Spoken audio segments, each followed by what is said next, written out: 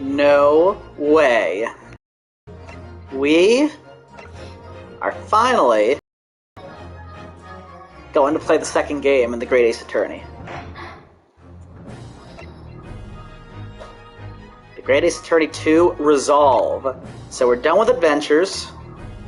We're going to resolve. I think I may have labeled this adventures on our stream, so I should probably change that to resolve once it's finished. But new game. You ready? Yes. All right.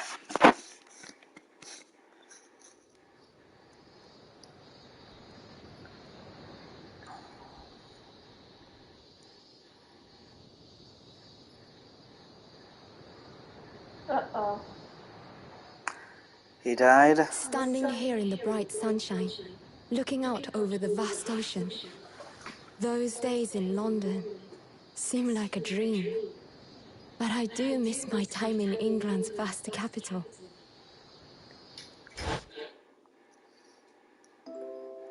You know, he's flourished into a truly wonderful lawyer. I've no doubt that at this very moment, he's fighting some noble cause in court.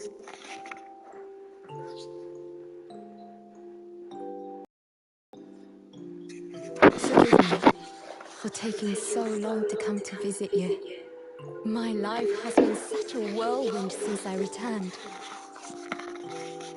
And no one could have predicted what has happened. Just 2 months after arriving home.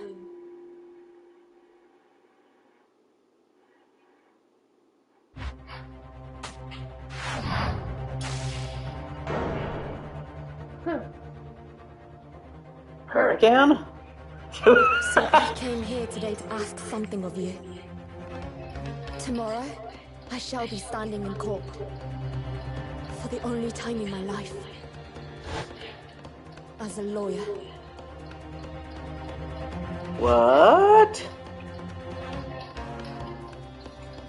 Giselle Brett is bad news. Oh! Whoa! I ask for your guidance. Kazuma-sama. Oh, she's at Kazuma's grave. Not her dad's. Oh. Man, they played us twice. First we think Giselle's the criminal. She is. Well, I mean, for this case, it looked like she was smiling about some murder she did. Then we think her father died. But he didn't. Wow, 2 plot twists in like 4 minutes. All right.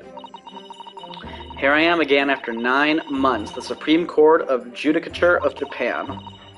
I feel so nervous, but I must steel my nerves and find a way to compose myself. There he is! Ah, good, you're here. It doesn't do for a lawyer to be late. Also, why'd you think I was dead? Oh, yes. Good morning, sir. I hardly recognize you. You got a fine figure, counsel. But you look as white as a sheet, and those white eyes aren't doing you any favors either. Oh dear. The truth is, I'm so incredibly nervous I feel utterly nauseated. I almost wish that I'd never been born. And goodness, not the sort of thing a father hopes to hear from his daughter, I must say. Yujin Mikotoba, professor of medicine at the Imperial Yume University. A man who, earlier in his life, traveled to Great Britain to study the latest advances in forensic medical science, and of course, my brilliant father. Excuse me. Would I be correct in thinking that you're to be my lawyer in court today? Yes, that's right, miss. Well, I want to thank you for agreeing to represent me. I swear on my life. It's a complete fabrication, the whole thing. Ray Mambami, born the same year as I, and my greatest friend. Though unusual for a woman in our time, she works at the University Research Laboratory, helping my father. And sadly, she's the defendant in today's trial, accused of committing a truly awful murder. Are you feeling alright? Since we started talking, you seem, well, to have become a little flushed. Oh my, well, it's just that you look so gallant and dashing. Sorry? And when I fall under your intense gaze, it makes me feel rather bashful. Goodness, I don't think she knows. She hasn't realized who I am. Oh, so, huh?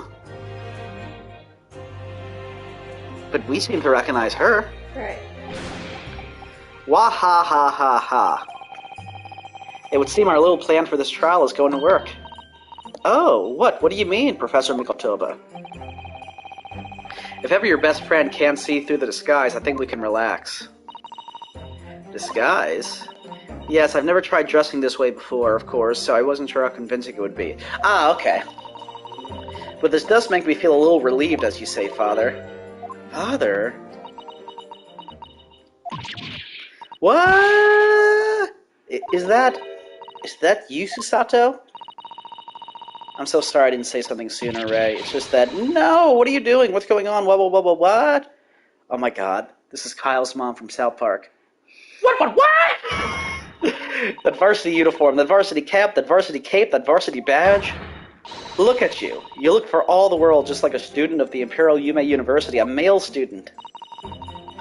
I'm so glad you think so. It means all my preparations have been worthwhile. I woke at 4 this morning to make a start. But I don't understand why you dressed like that. Well, you see, it was the only way. The only way she would be permitted into the Supreme Court to take on your defense in this trial. My defense? Never before in my life have I felt so frustrated having been born into this body. Courts in Japan are barred to women. We're not even allowed to set foot inside the courtroom. Despite the fact that the laws of the land apply to all people, male and female alike. But women are forbidden. Just for today, I'll be leaving my true self at the courtroom door, so that I can act as your lawyer. Oh, Susato, you'd go to such great lengths for me? Is the... Let's see...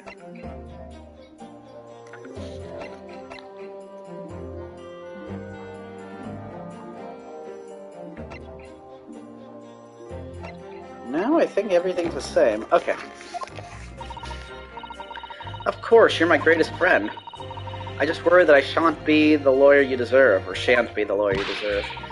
Oh no, I have complete faith in you. Ray. It's so strange, though. I mean, you're such an accomplished judicial assistant already, and yet just because you're a woman, what a wretched reason. I mean, why shouldn't you be allowed in court? You're so gallant and dashing. Ray, please don't look at me like that, with those flushed cheeks and doting eyes. Oh, I'm sorry, it's just... You really do look so dashing. Yes, you mentioned that once or twice. Wah ha ha ha ha. You should be pleased. It means you look convincing as a man. I am pleased, I think. It certainly helped to bolster my confidence today. Ray, you're managing to put on a brave face in all this, but I can see through it. I've noticed how your shoulders are slumped, and how you're trembling ever so slightly. Susato, you do believe me, don't you? I didn't do it. I couldn't have. I mean, murder? Of course. You have nothing to worry about. Your conscience is perfectly clean. Isn't that right? Yes it is. Perfectly clean. I have absolutely no doubt in my mind about your innocence, which is why I'll stand by you until the bitter end in this trial. Whatever happens, I'll always be on your side, because that's what it means to be a defense lawyer. That means so much to me, Susato. Defendant, counsel, court is about to begin. Proceed to the courtroom at once. You should go in at once, Ray. If you're late, the judge won't hesitate to pronounce you guilty. No. Stand aside! I don't think I've ever seen her run so fast. Well, Susato, you've certainly surprised your father. Going to such lengths to be admitted into the courtroom with no prior experience of being a lawyer. There was simply no other way. That's all there is to it. But, Father, you haven't told her, have you? I mean, I'm right in assuming that Ray doesn't know how it came to this? Yes, quite right. I've kept the information from her. It would only worry her if she found that no other lawyer would agree to take her case. I didn't want to burden her with that. And is it true the reason why every other lawyer is refusing to take the case? Is it really because of who the victim was? We should be making a move now, too. As you know, law isn't my field, but I'll do what I can to support my student. Thank you, Father. So there shouldn't be a jury in this since we're back in Japan. I'm Susato Mikotoba, Judicial Assistant. 8 months ago, I accompanied a student of law on a study trip to Great Britain. But 2 months ago, due to unforeseen circumstances, I found myself back in Japan. How many times have I wished that he were here, I wonder? Still, I have no choice now but to steel myself for the trial ahead. Wish me luck, Naruhodo-san. So there shouldn't be a jury, and... was her father even actually sick? That's why she came home. Yeah.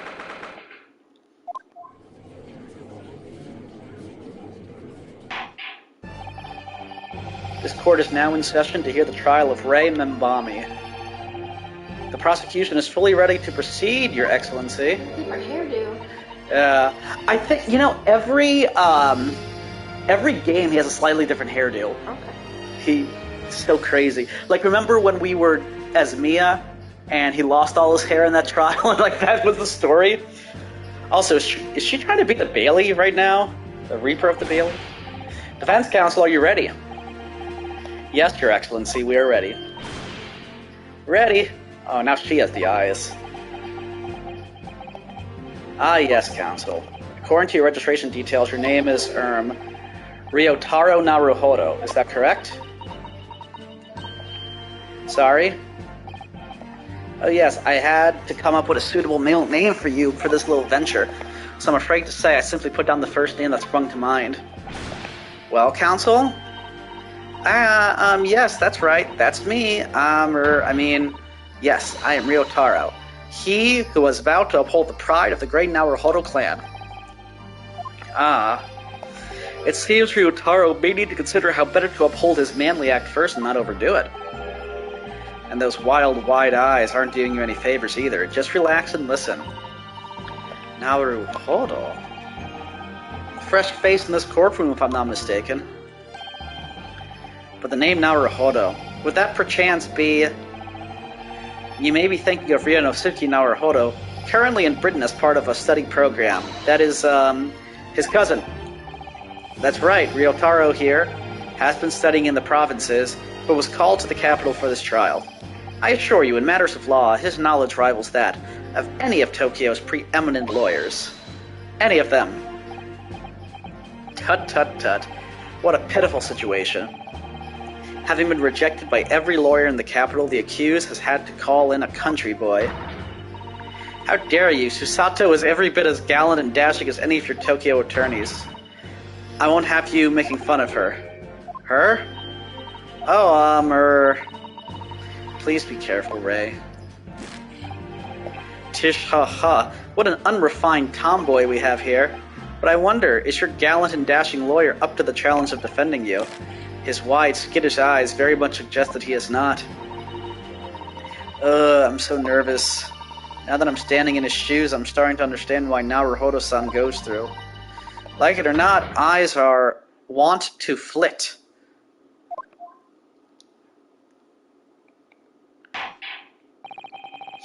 The case to be heard on this day is a matter of great significance to our national interest. In fact, it would be reasonable to assume that the outcome of this trial may well affect the very future of our empire. Just like the trial 9 months ago. And yet for proceedings of such importance, we have this unknown yokel by the dock? Dear me. Perhaps this would be an appropriate moment for me to assess the defense, to determine whether you are sufficiently competent to practice in this courtroom. 9 months ago, when a certain other Naruhodo stood where you're standing now, the same judge tested him as well. And even though he was just a student at the time, not even of law, he passed the test with flying colors. For a trained and experienced judicial assistant like you, this will be easy. So, counsel, do you consent to answering some simple questions? Alright, it's time to prove myself. Oh god, she's doing it too. Yes, Your Excellency, but please do make them simple. Very well, to start with, you will state the name of the victim.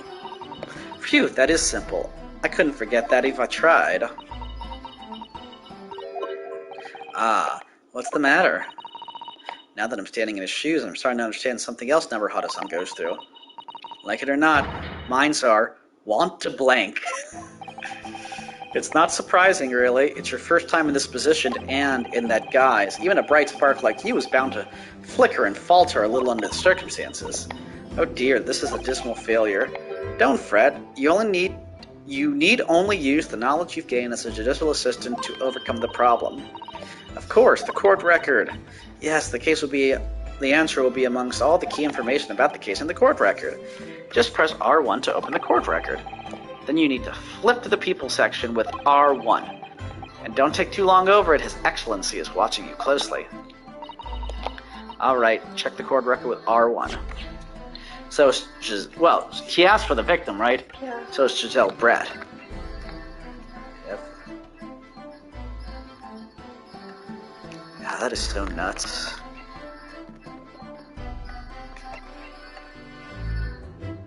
He's 43.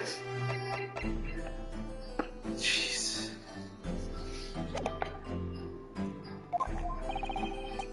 I'm waiting, counsel. What is the name of the victim in this case?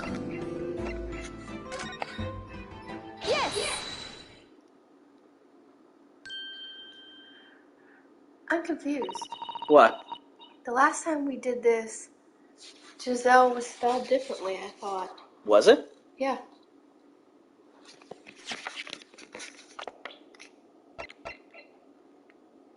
How do you think it was spelled last time? With a G. It wasn't spelled like the common way, like G-I-E, or G-I-S-E-L-L-E? I don't know. I feel like Giselle and Giselle. Anyway, go ahead, sorry. The name of the victim who lost her life in this case is Miss Giselle Brett. Giselle Brett. A name that will never be forgotten in the courtrooms of our country, I'm sure. Correct. And being a member of our empire's judiciary, you will be well aware of the significance of that name. So let me pose another simple question. As you know, Miss Brett was a visiting student from the Empire of Great Britain. Why then is her name indelibly associated with our own empire's judicial history? Obviously, you won't have forgotten the case from 9 months ago. But if it's proving hard to recall the finer points, everything you need is included in the court record. Obviously, I still remember. That was the start of everything. Giselle Brett, behind the woman's persona, was the face of Queen Victoria.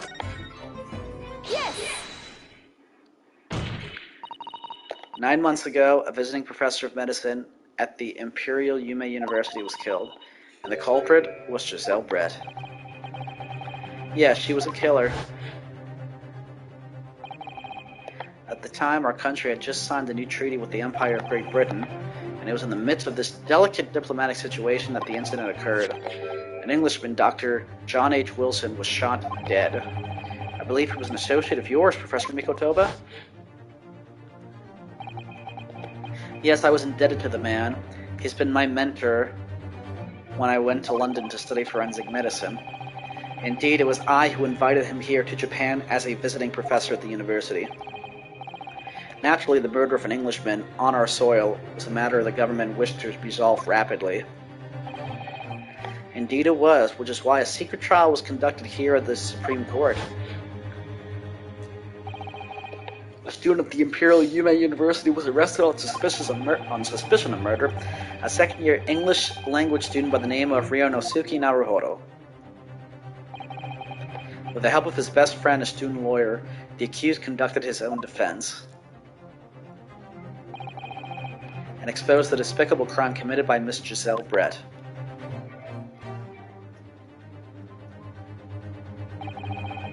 Miss Brett eventually admitted to her crime, However, when questioned about the motive that drove her to take Dr. Wilson's life, she gave no satisfactory answer before the trial reached its conclusion.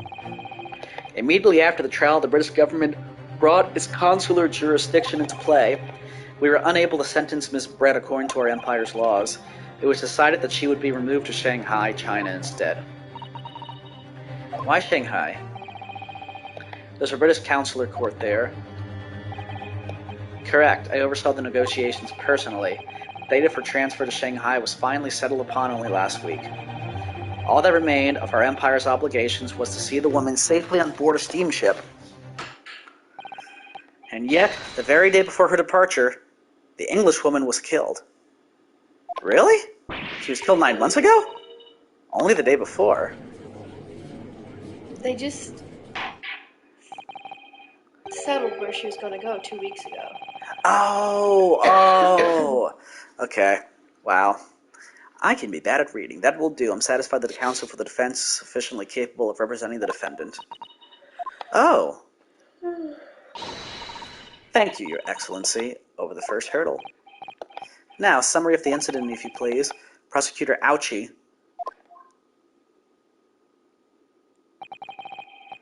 As is your wish, Your Excellency. So it's funny, since he's Payne's ancestor, I just love that his name's Ouchie. Payne, Ouchie. Get it? Who would be the other guy? Hertz. Boo boo. That might work. I think Ouchie's very clever to name the guy. The repugnant crime took place on the 11th of August in broad daylight. On the outskirts of the imperial capital, under a bright blue sky at a secluded bathing spot by the sea, the incident occurred inside a small beach hut erected for bathers to rest or change their clothes. The cause of death was a single stab wound to the posterior abdomen that pierced the victim's lung, an injury which proved fatal. There were 2 persons alone together in the beach hut at the time of the victim's death. Miss Brett in her bathing attire, that was her bathing attire, and the accused, Ray Membami. Accordingly, there can be no doubt of the accused's guilt, especially when we consider she had a powerful motive. The police arrived rapidly at the scene and promptly arrested the young lady.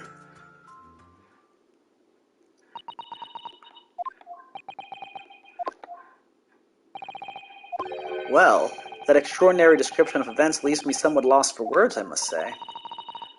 That's certainly true. The prosecution's summary was full of words that raise an awful lot of questions. As a lawyer, I really ought to pick the prosecution counsel on what he said about the bathing spot being alone together a powerful motive. We want to know what the motive is, don't we? Yeah. Because we know Brett never said any. A university student and her friend's a high school kid. You're clearly exaggerating. Powerful motive is a blatant overstatement. Tut, tut, tut. It's the yokel boy using long words he doesn't fully understand. I beg your pardon. No matter, let us put this to the accused, shall we? Membami-san, you are a research assistant at the Imperial Yume University, I believe? Yes, I am. I'm working with Professor Mikotoba in his laboratory at the moment. I can confirm that the defendant is an excellent assistant with a strong sense of responsibility. Fascinating to hear. Now another question. Prior to your work with Professor Mikotoba, whose research were you assisting then? Oh, I was studying under Dr. John H. Wilson. Dr. Wilson? The visiting English professor who was murdered by Miss Brett 9 months ago?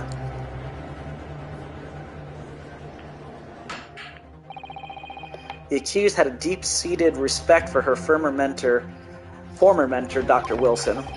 Is that not true? Yes, Dr. Wilson was a wonderful man. Interesting. Then tell the court what deep-seated feelings you had toward the Englishwoman who killed him. Well, obviously I was filled with hatred for what she'd done, a powerful hatred. Oh no, Ray, be careful with what you're saying. Oh. The motive was revenge, plain and simple, Your Excellency. Well, it was certainly a trap all along.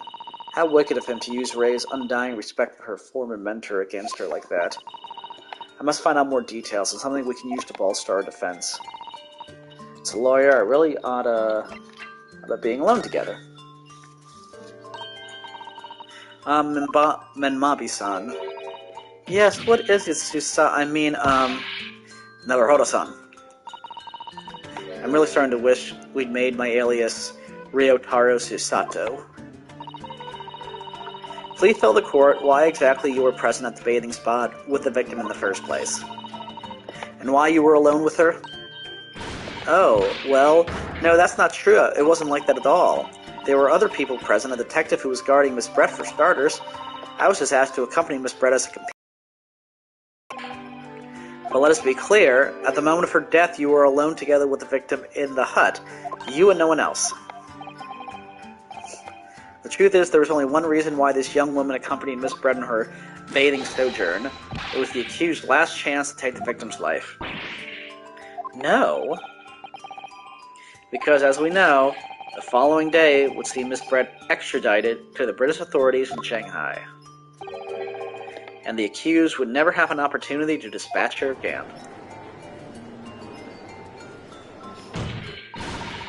Kindly refrain from conjecture, counsel. Tish, The prosecution counsel seems to enjoy using provocative tricks like that. But for now, at least, we need to assemble more facts. Try not to let him goad you. Oh dear, this is really terrifying, but Father's right, we need more information. And the bathing spot. If I may, Prosecutor Ouchie. What do you want, you fresh-faced young yokel student? I wonder, could you explain, please? You mentioned a bathing spot. Ha! My apologies. Clearly my modernity has confused the poor country bumpkin's simple mind. Bathing spots are the very latest trend in health practices from the West. We are told that bathing in the water of the ocean is curative, therapeutic, and excellent for the skins. No, that's not what I meant. I was referring to the fact that Miss Brett had, to all intents and purposes, been found guilty of murder. Why would a known criminal have been relaxing by the sea?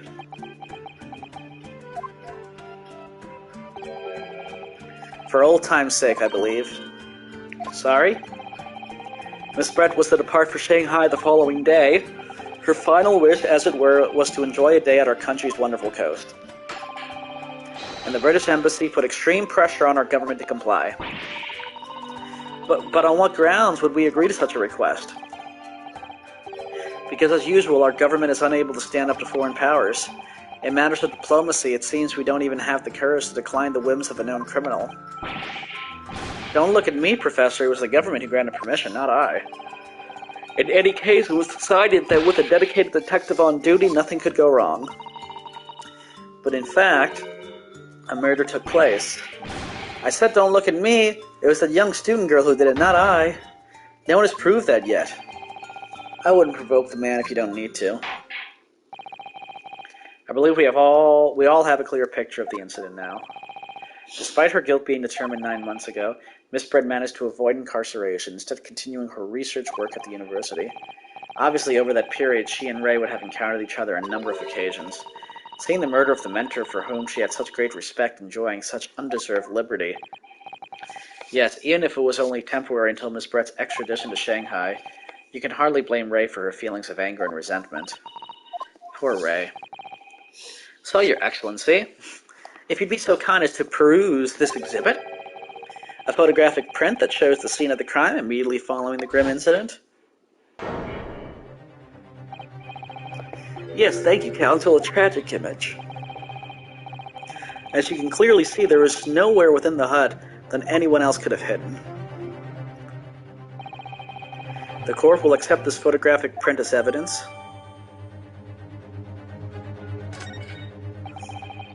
As I understand it, then, the victim and the defendant were alone inside the beach hut at the time.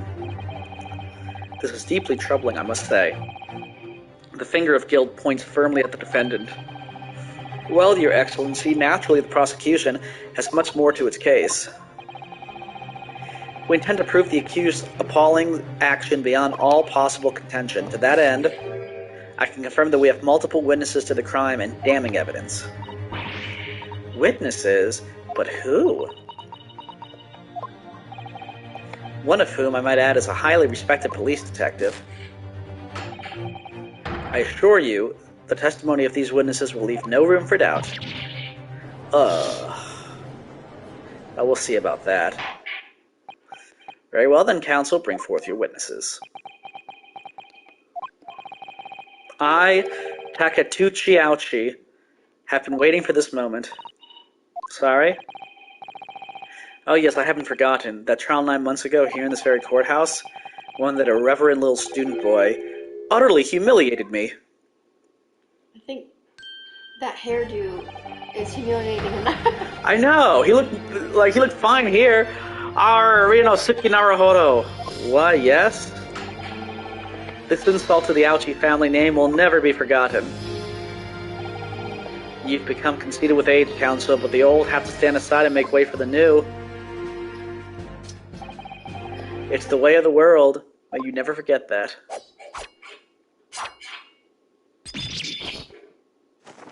Oh yeah, I remember when he did that.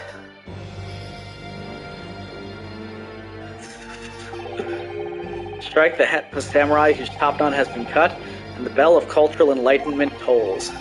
Yes, on that fateful day, my former self died. The start of your own mini Meiji revolution. Are you modernizing as well, counsel? Silence!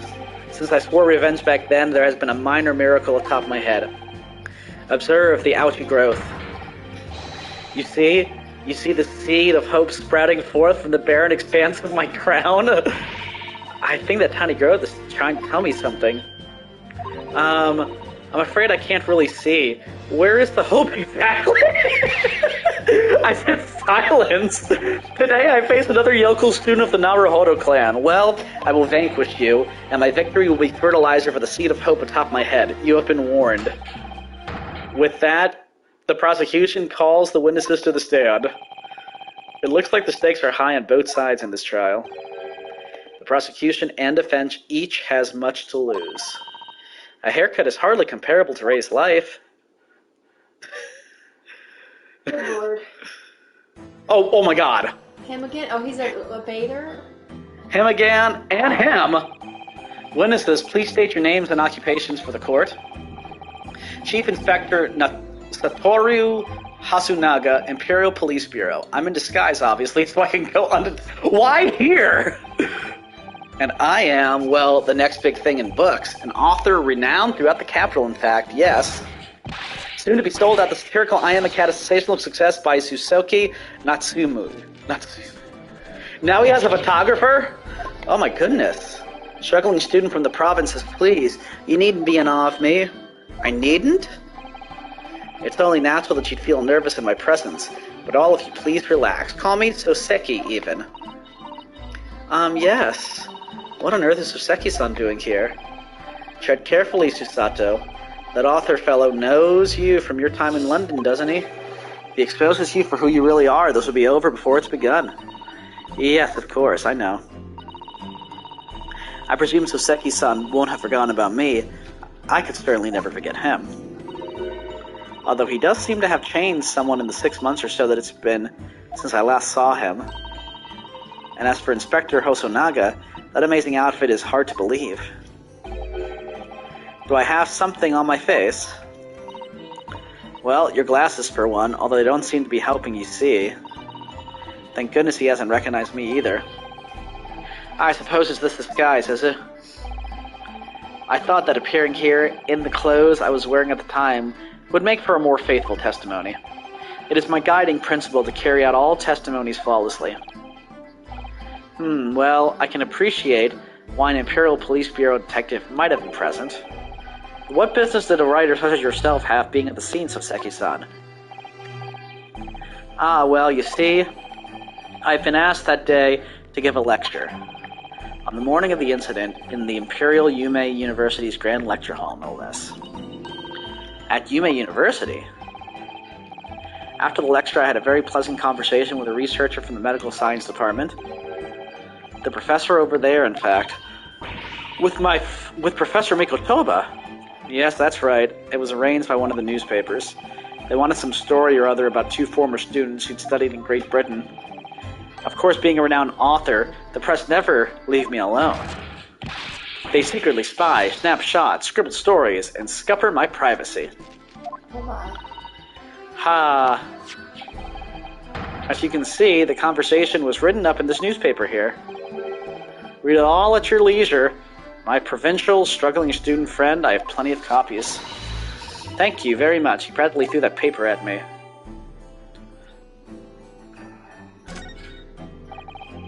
Anyway, following my interview with the professor, the lady in question appeared and made a very unexpected announcement. I should like to go with everyone to see your country's coast. Those were her words. As I explained before, Miss Brett was never taken into custody. She continued to work in my laboratory under strict surveillance, of course. At which utterance, the university immediately contacted the government to seek guidance. And the response was, permit Miss Brett to go as long as a detective accompanies her.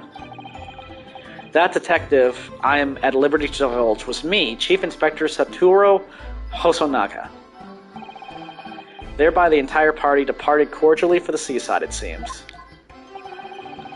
It was extremely challenging to clear all our members of the public from the vicinity of the beach. Oh no, is he bleeding? But fortunately, I am at peak physical fitness at the moment, so I was able to carry out my duty flawlessly. I remember when we did the first case in the last game, I thought that had something to do with the case. So did I. I thought, like, he must be the murderer, and the person fought back, and... No, he just coughs up blood. Oh my, Inspector, well, you do have something on your face now. How unsightly. I do apologize. Does that mean that you went to the beach too, Father? No, fortunately I had work to finish off. But unfortunately, of course, it meant that as my assistant, Ray was invited to take my place. Of course, being a renowned author, I didn't like to decline the invitation. But if only I had, I'd never have seen that awful sight. Relentlessly racked by remorse and regret.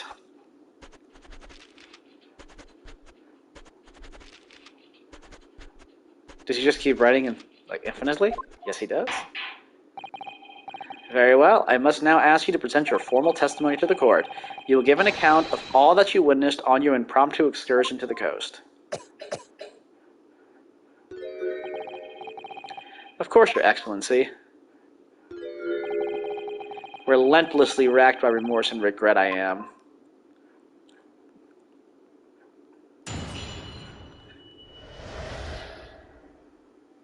Alright, so let's take a look at the stuff here. So this is the print. Well, she's not in a bathing suit. Yeah, like... She has a wine glass. She's holding something in her right hand. Is that a pen? Looks like... Here's the glass. You know what? Her dress is different than her big... Because she had that big... Yeah. It's not a Crumbler bun, but... That makes her butt look bigger. You know what I'm talking about? I suppose. There's a wine bottle on the floor. That still doesn't look like a pizza. But maybe it was the fashion time. somehow, yeah. Because everybody was more like, even like earlier in the 20th century, men were walking the sidewalks in suits, which I hope they weren't doing that in Florida. Okay, and then the paper. Kitty! He's got a kitty. Aww. He got a new cat. What's that, like, crack-looking thing? What, this? Yeah. I don't know. And it was a discussion between my father and Soseki-san. We couldn't read any of it, right? Right. Post-mortem report. Time of death just after 2. Ascertained by examination of witness statements. Single deep stab wound from behind, piercing a lung and resulting in a fatal hemorrhage. Death would have occurred within minutes. Extreme meiosis, pupil constriction, was observed in the victim in both eyes. Okay, let's do this. On the day of the incident, I was ordered on a special surveillance assignment in this disguise. I just managed to catch that crab when I suddenly heard a caterwaul from behind me. I ran into the beach hut at once, where I found the pair in question. Yes, the young girl was astride the Englishwoman, dagger in hand, as she stabbed wildly, but she only stabbed once. I saw blood on the blade. It proved to me that she stabbed the victim multiple times. But she died from a single stab wound, didn't she? I think that's what it said. Indeed, it does appear from this testimony that both witnesses here present saw it at the very moment of this heinous crime. What? Now, if you will recall, I promised evidence as well. What phrase did I use again? Ah, yes, that was it. Damning evidence. What have you there, counsel? A so-called fountain pen, is it? Correct, Your Excellency. I found out the scene whilst examining the body. It appears that in her dying moments, with her final ounce of strength, the victim clutched a piece of evidence that would possibly identify her killer. What? Your Excellency, if you would cast your eyes over the photographic print of the crime scene once more. Ah, goodness me. Yes, the victim is clearly grasping something quite deliberately there in her hand. That's right, the fountain pen.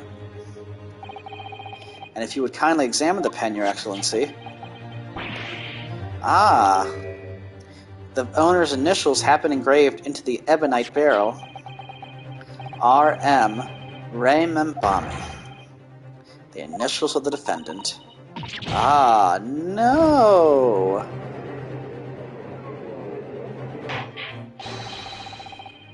This fountain pen will be admitted immediately as critical evidence. So, have I omitted anything? Decisive testimony and damning evidence? There's a bright blue sky outside the courthouse today, perfect weather to ascribe guilt, I feel. I don't understand. The prosecutor, Ouchie, of 9 months ago had none of this man's poise. Counsel for the defense, you may begin your cross-examination now. Naruhodo-san. Naruhodo. That means... Oh, yes, me. Is there another Naruhodo in my courtroom? Actually, there isn't even a single Naruhodo in your courtroom. Cousin Ryotaro, pull yourself together, please. Alright, I've seen this countless times as a judicial assistant, finding inconsistencies in the witness's testimony to prove that they're lying somehow.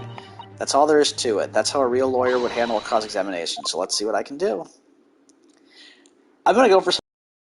and I'm just going to present the autopsy to that final statement.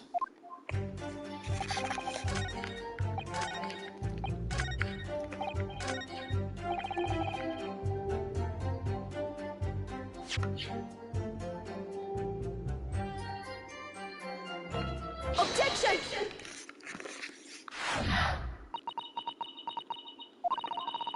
With that accusatory cry that just welled up from deep inside me, I think I finally understand. Every time Kazuma-sama and Naruhodo-san have stood here at this bench, the stakes have been very, very high indeed. What's the meaning of this menacing pose, counsel? I'd like the witness to clarify something for me. Who? What? Where? When? How? Not you, Soseki-san. This query is directed at Inspector Hosonaga. And me. In your statement just now, you said that the victim was stabbed multiple times. Yes, that's right. As I said, when I entered the hut, the defendant was already standing over the victim, bloody knife in hand, like a murderous demon. And yet, that cannot be. What? Get to the point, please, counsel. She's still using the book. In the post-mortem report, it clearly states that the victim was stabbed one time only.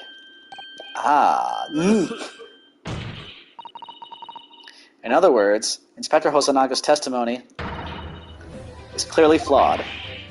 And Soseki-san, me? You claim to have seen Membabi-san in the throes of stabbing the victim. Yes, I did. Wildly. But both you and the inspector confirmed the same point, that there was already blood on the knife that you saw the defendant holding.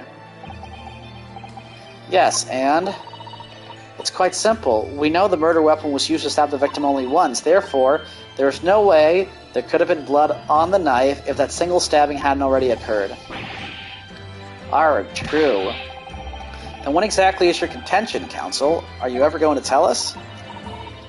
Yes, Your Excellency, there's only one logical conclusion. What Soseki-san in fact saw was not the moment that the defendant stabbed the victim at all, but the moment that the defendant in fact withdrew the blade from the victim's body.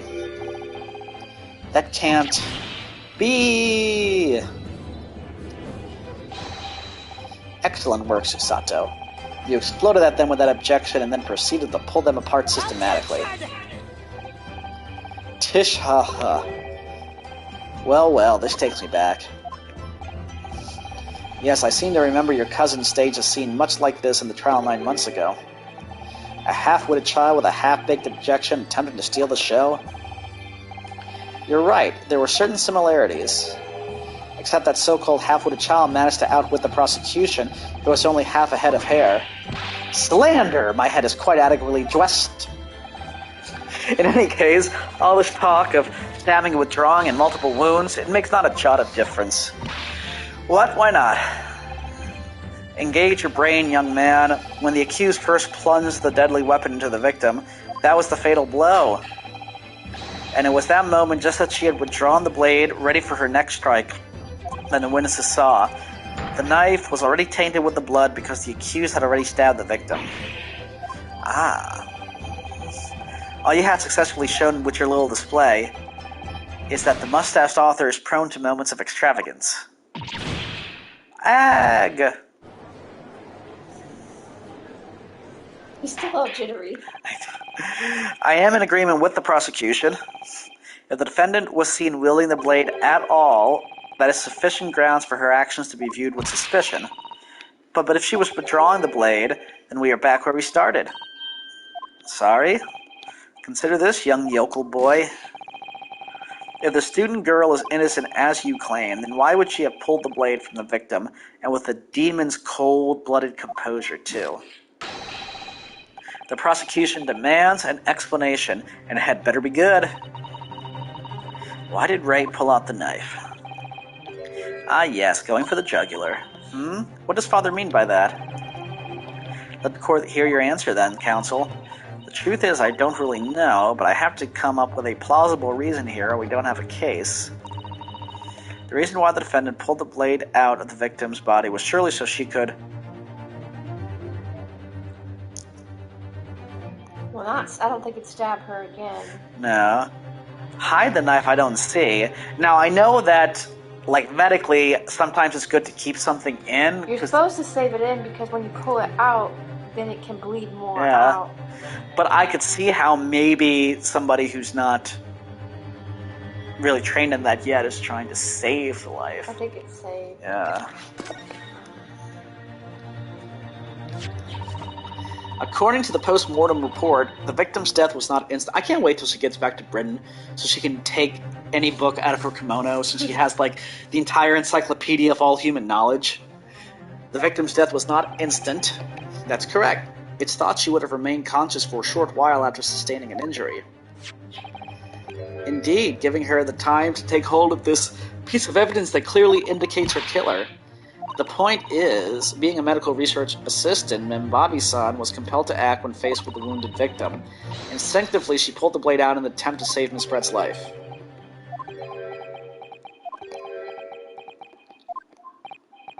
Tish, haha. Did you hear that, Your Excellency? It would seem this is the best we can expect of this young yokel. Indeed. Ugh, is it just me or did it suddenly feel much colder in here? Your Excellency, if I may. Speak, witness. I would like another opportunity to testify, in respect to the slipshod assertion just put forward by the yokel defense counsel, I mean. Slipshod? Tish, haha, an excellent idea, Inspector. Our young yokel hopeful has a modicum of knowledge when it comes to the law, it seems. But in matters of medicine, he appears to not possess one iota of common sense. Maybe that's what they're about to go over. Very well, Inspector, I will permit your request. You will testify again before the court on the subject of the defense counsel's assertion. Well, even your dad didn't dotted you, so probably he was like, no, you should probably leave it in. I can see that. And She's 16, you know. Yeah. Okay, here we go. Pulling a blade from a wound without thinking could cause heavy bleeding. That's basic knowledge that any medical research assistant with an ounce of sense ought to know. In other words, there's no good reason why the defendant would have tried to pull the knife from the victim. Let's not forget that the young student did have a motive for killing the victim. The man the victim murdered 9 months ago, Dr. Wilson, was the defendant's highly respected mentor. Is what you just said true, Inspector? Could pulling a knife from a wound really cause the wound to bleed heavily? Yes. Think of the weapon itself as a stopper in the wound that prevents excessive blood loss. Until a doctor is ready to provide proper treatment, that stopper shouldn't be removed. Oh, I see. This is why yokels should stay on the farm. When a quack from some obscure mountain village would have such basic knowledge. Anyone who's ever given someone a little poke with a knife and pulled it out again knows it. What? Oh, well, I've never stabbed anyone, you see, or pulled a blade out of a wound, so... Of course you haven't. I didn't bring you up to behave like a bandit. Father, is it true what they're telling me? Yes, it's basic remedial knowledge for medics. Ray would have been well aware of it. If she were to claim ignorance of such fundamentals, that would prove fatal in many ways. But then why would Ray have done it? Could she have pulled out that knife in full knowledge that it would be fatal for Miss Brett? I don't know. Ray never once mentioned anything about the knife to me. It seems almost impossible to believe, but could my friend actually have... Susato? Yes, pull yourself together. We mustn't lose sight of why we're here. Counsel, it's time for your cross-examination. Oh yes, Your Excellency. However, I must warn you, if your cross-examination fails to identify any issue with the established facts, I'll be moving to my adjudication immediately afterwards. I understand. Believing in your clients and fighting for their cause until the bitter end. I knew it would be hard, but I had no idea it would be this hard.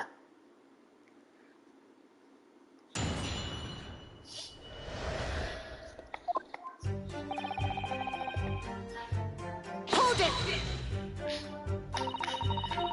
You say doing it without thinking could be a problem. Does that mean if you used due care and attention, it would be alright? I wouldn't have thought this needed spelling out, really, but... The blade is like a stopper in the wound. Remove it and a serious hemorrhage will occur. In other words, a medic would need to be present before any attempt was made to withdraw the blade. Doing it without thinking would be madness. You just can't do it.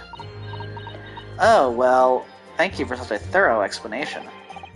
You see, Counsel, when you act without thinking, the result is a bloodbath. Ugh. Back to the witness testimony, please. That's basic knowledge. I didn't mean to put that. In that case, there's an obvious explanation here. Which is... Clearly the defendant, Ray Membabi-san, does not possess an ounce of sense. What do you think about that, Professor Migotova? I'm not sure that you should be labeling your best friend as lacking in common sense. Well, I thought it would be better than labeling her as a murderer. I don't know, young people today. If that's friendship, I don't understand it. Careful, Counsel. A lack of common sense can be a very dangerous thing. I've never seen him do that. Oh dear, that recoiled on me rather badly. That's life, I'm afraid. A lesson everyone must learn. Hopefully you can see now that this is really basic medical knowledge. Being involved in medical research when Bobby-san would certainly have been aware of it. Hold it! But the defendant had suddenly encountered somebody she knew lying on the ground bleeding to death. The sight could have shocked her delicate sensibilities, causing her to remove the blade inadvertently. I really don't think inadvertent actions can explain this. The woman is a medical research assistant. I can't imagine she would have behaved so irrationally. I just realized she's stroking a turtle on his head. I didn't even really look at it before. Why does he start sweating so bad? I want to say he just gets frustrated when you don't understand something, maybe? Oh, but irrational behavior is a woman's prerogative, isn't it? Oh dear, you have a lot to learn about women. Only a small-minded man could have such bigoted views. Oh dear, perhaps I'm letting my male persona take a hold a little too much. Well, have I managed to convey the basics now? That should cover the medical side of the argument. Let's not forget that a young student did have a motive for killing the victim. Let's skip that for now and go to this one. Hold it!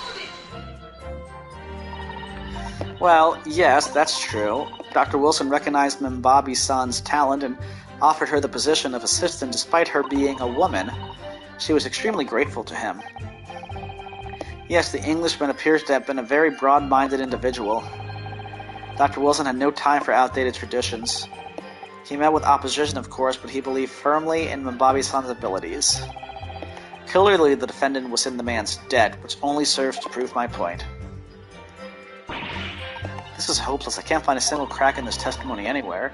If Ray knew that withdrawing the knife from the wound would threaten Miss Brett's life further, I just can't think of any way to explain why she did it. Susato, it's at times like these when it's especially important to remember the fundamentals. Fundamentals? Evidence of what counts in a courtroom, isn't it? Of course, but I've already been through the court record dozens of times already. I think perhaps you're forgetting something, though. You needn't take the evidence at face value. You can and must examine it in greater detail, too. Ah, I realize this is your first time playing the role of a lawyer in the courtroom. So if you need reminding of the rudiments, you only need to ask. I'll do my very best to help. Do we even have them?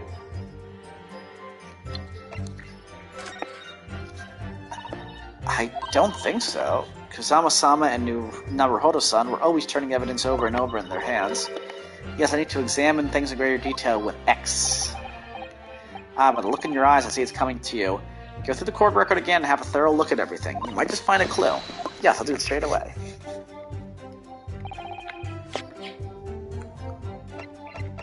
But we didn't examine this.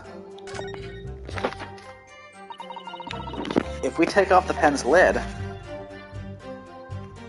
What the... Oh yeah, this is an old-fashioned pen.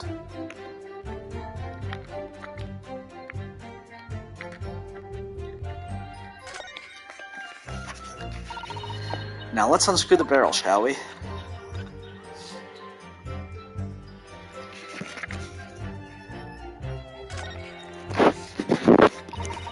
This must be the little reservoir that holds the ink. Yes, you fill it by drawing ink from a bottle up through the nib. Something wrong, Father? Just that there doesn't actually appear to be any ink in there, that's all. Oh, yes, you're right. It's pretty much empty. Well, it could be on the verge of running out, I suppose.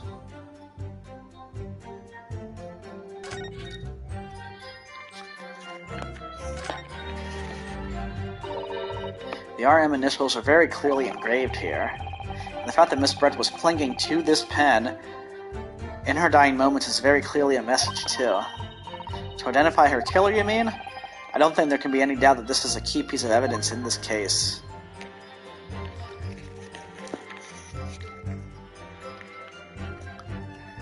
Well, we have now, but would that actually, the pen, be a reason?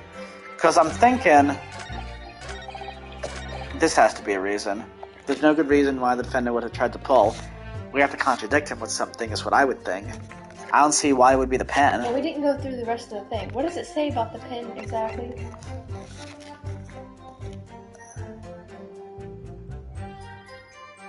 Okay. But we already looked at the other three. Did we? Mm-hmm. We looked at this. Oh, wait. This wasn't open before. No.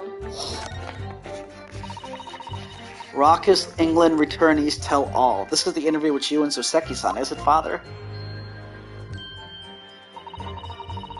It looks as though it was quite an exchange.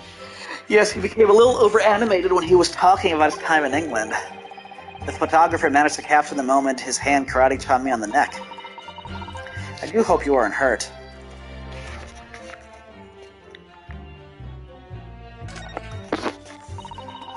This is the newspaper from Soseki-san. There seems to be an important article in the back page as well. Exclusive deadly poison stolen from Yume Medical Research Laboratory. From Yume's Medical Research? Father, isn't that your lab? What the? Let me see that. The poison's been stolen.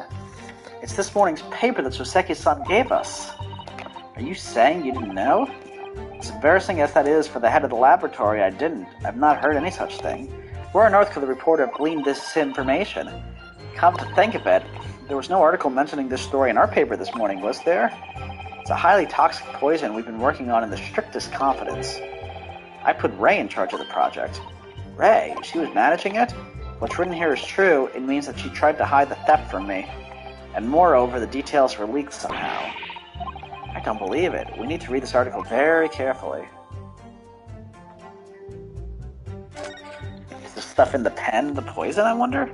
warned them.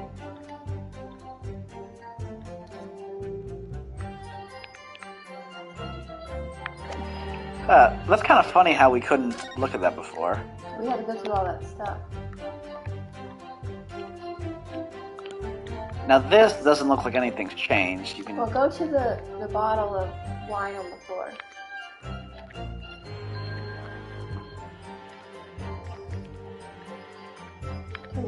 Does it not light up or something? No.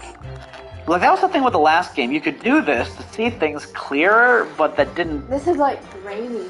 What's around her? Is that like feathers? Looks like.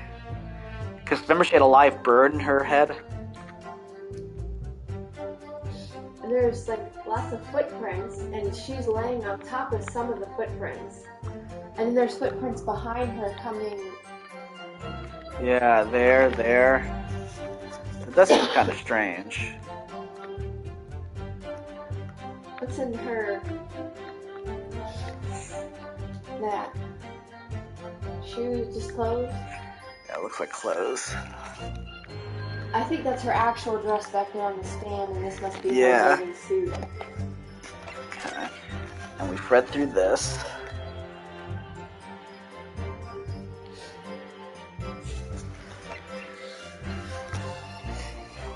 Maybe her pupils have something to do with the poison. I need to take a little break. Okay. I wonder, though, now that we know about the poison, that would make sense. Let's see.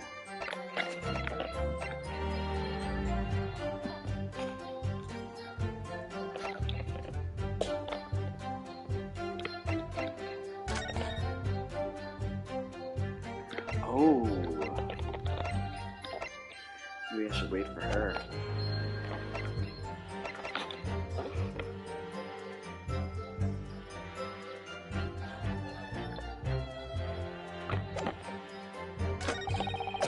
Let's not forget that the young student did have a motive for killing the victim.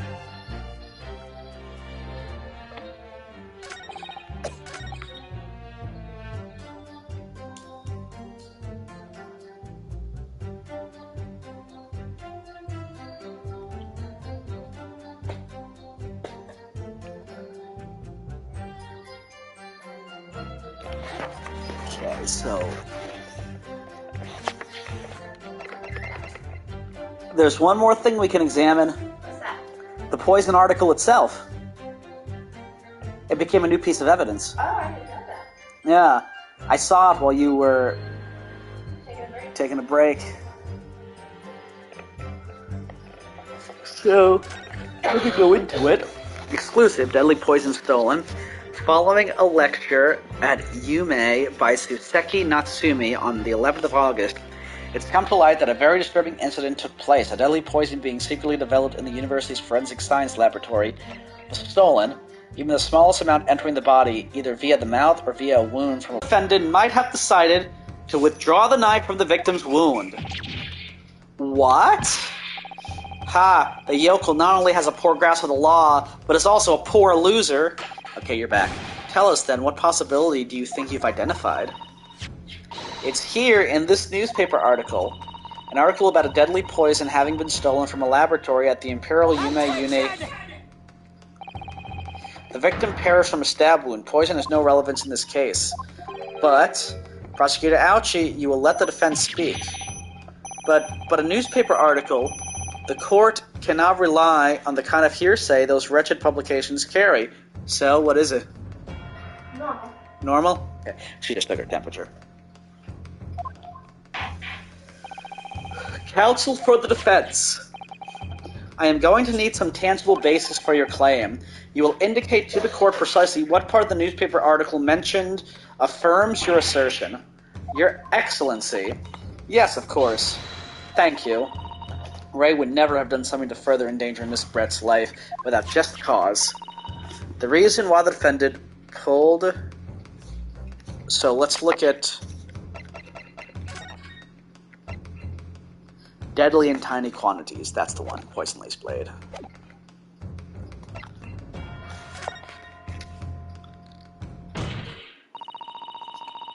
The article reveals the following property about the poison in question.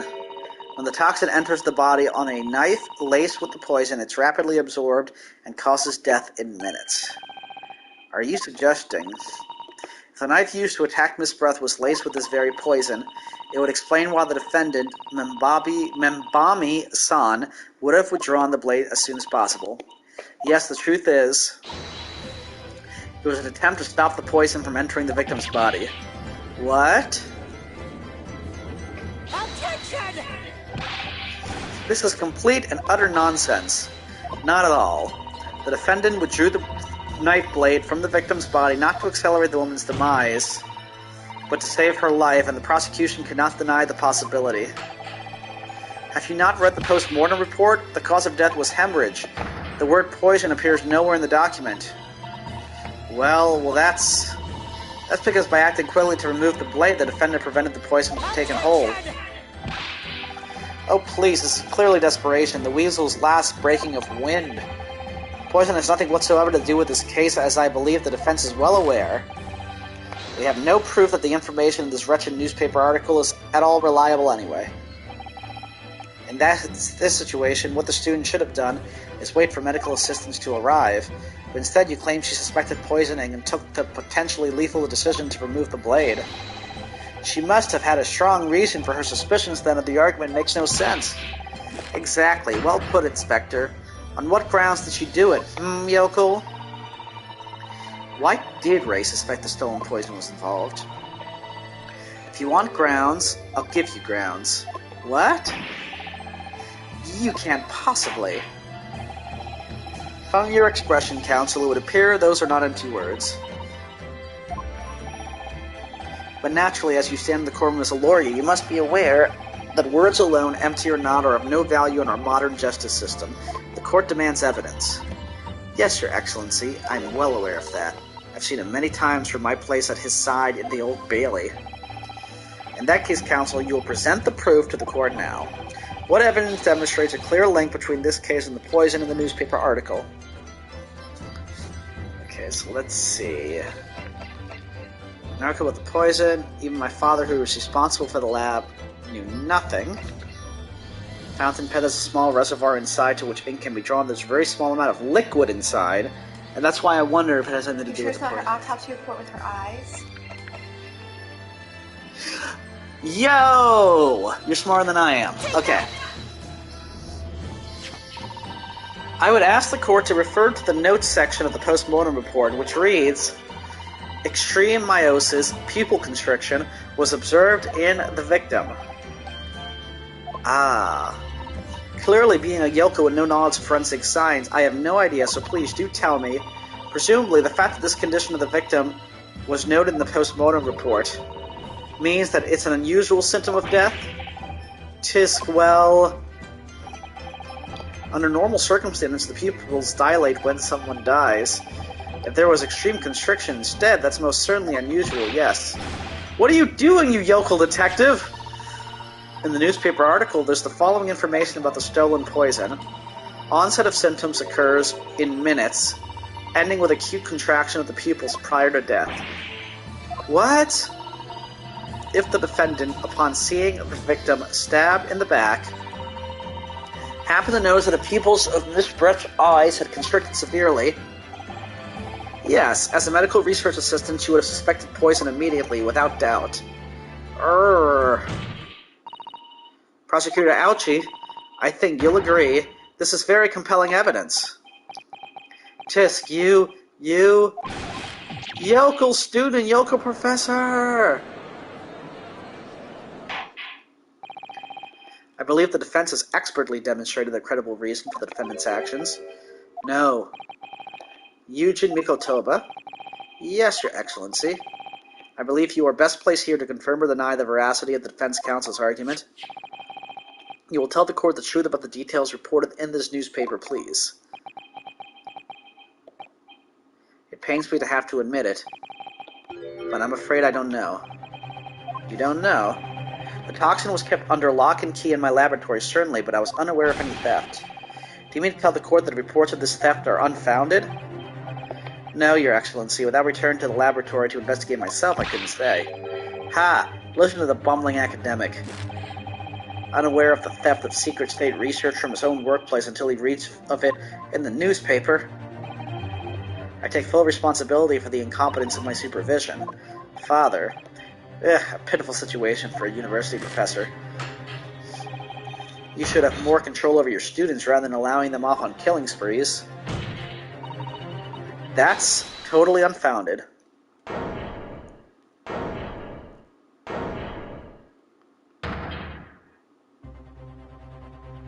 Uh-oh. None of this is Professor Mikotoba's fault. It's all my fault. Ray, Membami-san, you stand accused here. Outbursts like this will not be tolerated. But it was me. I was the one who knows that the poison we were developing had been stolen that day. What? So you knew? I'd been placed in charge of overseeing the project. It was that day that the professor and Soseki-san were interviewed together for the newspaper. That's when I noticed that some of the poison was missing, just a tiny amount it was. Why didn't you let me know immediately? I was scared. The whole project was supposed to be confidential, but some of the toxin had somehow been taken.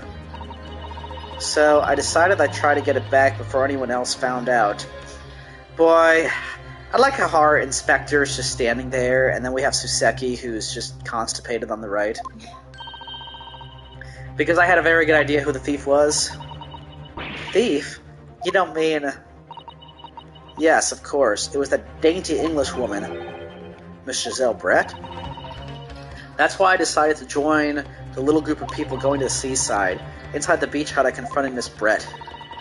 But she just sat on a stool at the back of the hut, smiling sweetly at me as if she knew she was untouchable. I knew it was you who stole the poison. Well now, whatever do you mean? And then, she suddenly got to her feet, before falling to her knees in front of me and then collapsing on the floor. That's when I saw the knife in her back. I couldn't understand what had just happened, and then a moment later I was seized with fear. The pupils of her eyes they'd shrunk to tiny pinpoints. I don't believe it. In other words, you realize that the victim was suffering the effects of the stolen poison. My mind started racing. I hadn't seen anything pass Miss Brett's lips whilst I'd been with her, which left only one possible way for the poison to have entered her body. On the blade of the knife in her back. And that train of thought was what spurred you to withdraw the blade. Yes, if the amount that had entered her bloodstream was small enough, she might still have a chance. That's what I'd hoped. Really, I'm so sorry for staying silent all this time.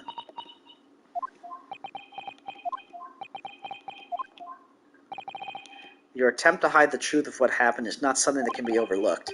However, I have duly noted the courage with which you confessed in the end. Thank you, Your Excellency. It's barely perceptible, but I do think the balance has shifted a little here in this courtroom now. Your Excellency, do not be deceived. The victim just collapsed before your eyes, you say? Well, Membami-san, if that is the case, perhaps you could explain how Miss Brett came to be stabbed. Well, you have no answer, but the simple truth is that you stabbed the victim motivated by revenge.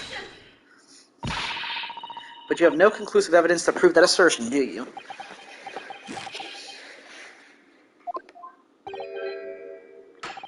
Oh, I have evidence, and it is very much conclusive. What's the prosecution counsel up to? It was brief, but he hesitated for a moment there. I'm almost sure of it. You will produce the aforementioned evidence at once, Prosecutor Ouchie. Perhaps some praise is due, young yokel student. I keep expecting him to go, my learned yokel student. What? I had imagined there would be no need for me to submit this evidence. But you brought this on yourself. What the? Could a more damning shot exist? The cruelty in the air on that beach is almost palpable. There's a crack again. Somebody who took this picture, like the reporter, has a cracked lens. See the cracked Yeah, lens? because why would somebody be taking a picture? Oh, so maybe the reporter did it. Or the one who's doing the lecture at the university. Because here, it's just clearly her removing it. Right, Like, but why is there an opening in the bathhouse either? so you can stab her. Yeah, they stabbed her through it, and now they took a picture with the same cracked lens that they took the picture with at the university interview. What's funny is that I would have never actually... I saw it on the first thing. I was like, what is that thing? Well, I would have noticed, but it wouldn't have even occurred to me that it was something any more than just some old-fashioned picture, you know, like something about it. This evidence, more than any other, reveals the true extent of the accused's murderous nature, for it shows the precise moment that Mbami-san plunged her dagger into the victim's back. Peeping Tom. I'm pretty sure it was illegal then, as it is now. That and the precise moment that she plunged her dagger. So she was just laying down, already looking dead, and she plunged the dagger in. I think not. Ouchie. No, that's not true. I don't believe it. Ah!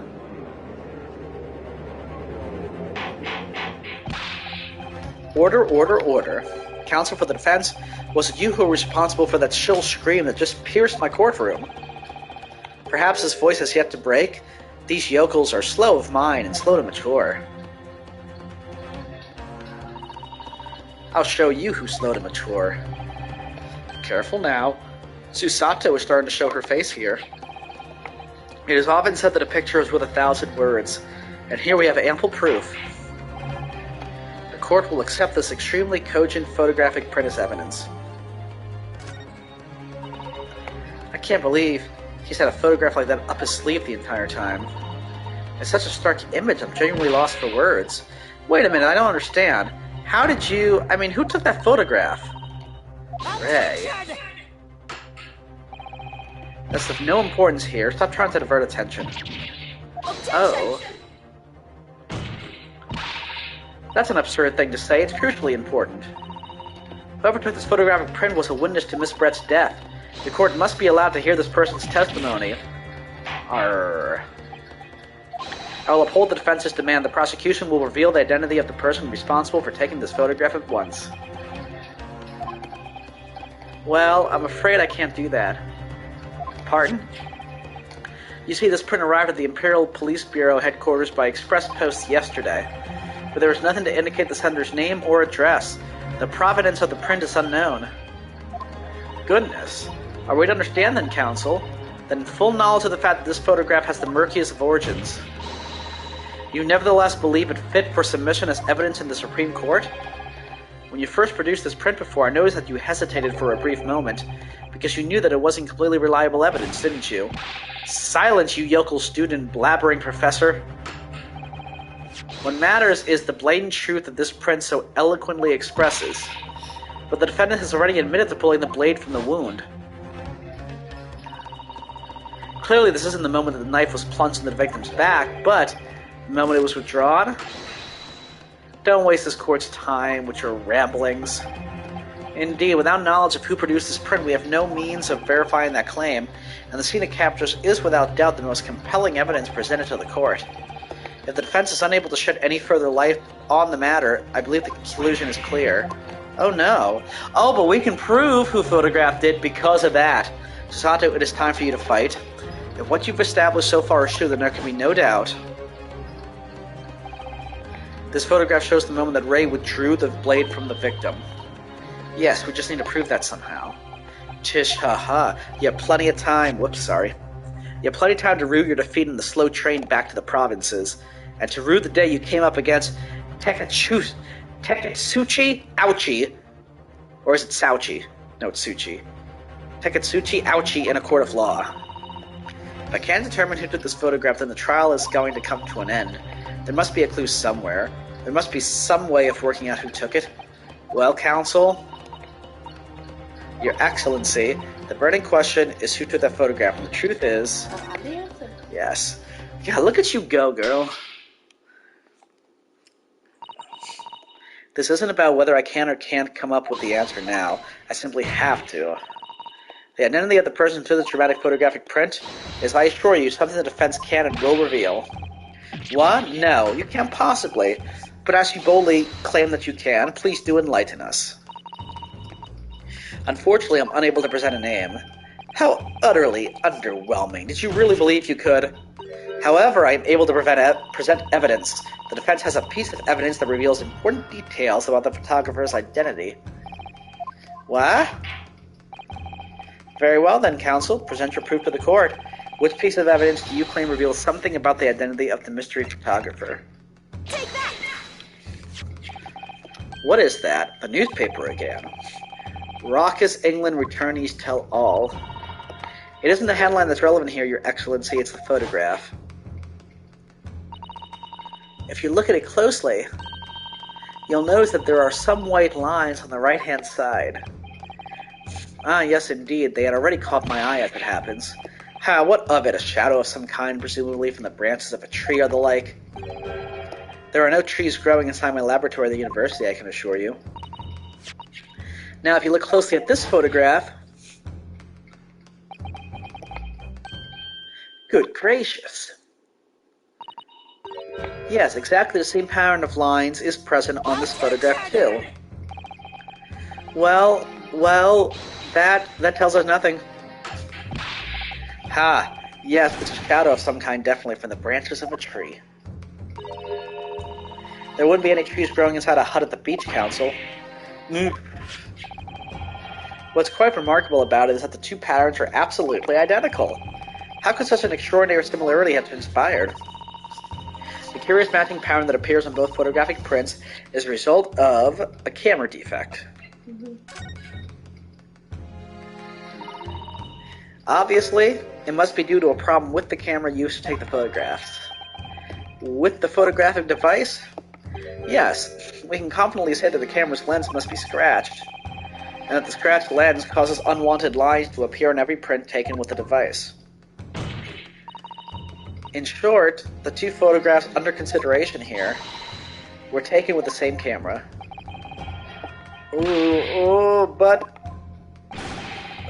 there must be hundreds of such camera devices here in the capital. It would be utterly impossible to identify the owner of this particular one.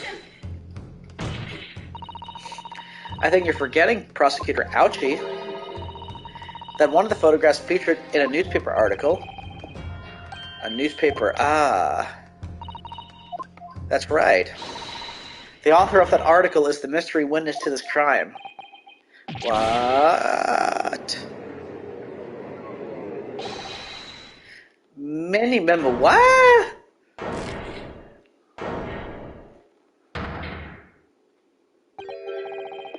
I see why you were called a raucous England returnee. What are you yelling about, you? It's many memo, I tell you. Many memo. Memo.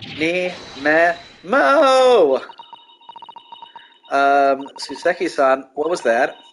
Did you say many memo? Ever since I returned to Japan, a reporter from the Shoyu News has been hounding me, following my every move. Is that the guy photographing him? A reporter by the name of Reiken Many Memo. Which Yes. is also the same initials on the pen. Hounding me from dawn till dusk. Ah, now that he mentions it.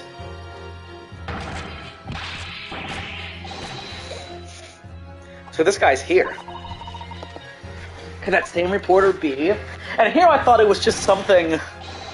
A camera to the left of him, a notebook to the right. There I am, stuck in the middle, with Reiken Many Memo. Oh, I love that song reference there. You didn't notice? What? A camera to the left of him, notebook to the right, there I am, stuck in the middle with Reiken Many Memo. Oh. It's a reference to that song. So you're saying that this picture was taken by Many Memo, yes! My lord, your excellency, Esquire. Officer, find this newspaper reporter at once and bring him to my courtroom. He should be around. We will adjourn for a short recess in the meantime. Oh, yes, your excellency. As you say, your excellency. And one more thing. I want this knife, the murder weapon, examined for traces of poison. You will solicit the assistance of the Imperial University's medical department for the task. Understood?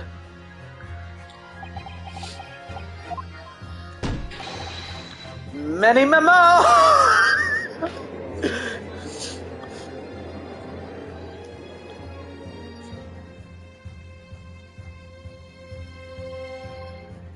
Dun dun dun. So I think we know who the killer is. I thought he was just a new part of his sultry songs. Like, I thought that's all the photographer was there for as a joke. I didn't realize he was actually going to be some kind of character in this.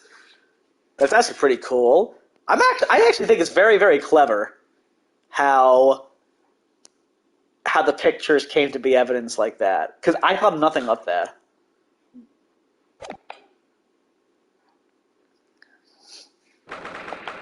Just like you thought nothing of those song lyrics. Supreme Court. I'm so sorry, Susato. I could have told you about the toxin. Ray? You have a strong sense of responsibility, I know.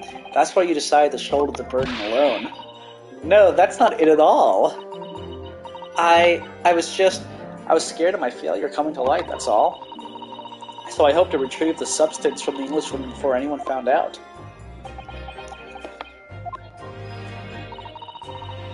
Before the trial started, do you remember what you said, Susato? That you had no doubt in your mind about my innocence? That you'd stand by me to the last? I remember. I remember. And yet I didn't deserve your trust in me. I hid important details from you, Susato. I completely betrayed your faith in me. Hit me, Susato. I deserve it. No, in fact, throw me to the floor. No, that's too good for me as well. Drag me through the city streets. I'm no better, you know. Oh. Even though in my heart I knew you'd pulled the knife blade from Miss Brett's back, there was just a brief moment while in my mind I doubted you. Susato, after I stood here and promised you that I'd stand by you and always be on your side, I betrayed your faith in me too. And as such, I failed you as a lawyer. Oh, no. I think this situation has taught both of you a valuable lesson. Placing your unbridled faith in another is no easy task. Yes, Father, the fact has certainly struck home. Which is why I can see more clearly now. So, Ray, yes? Can you find it in your heart to forgive me?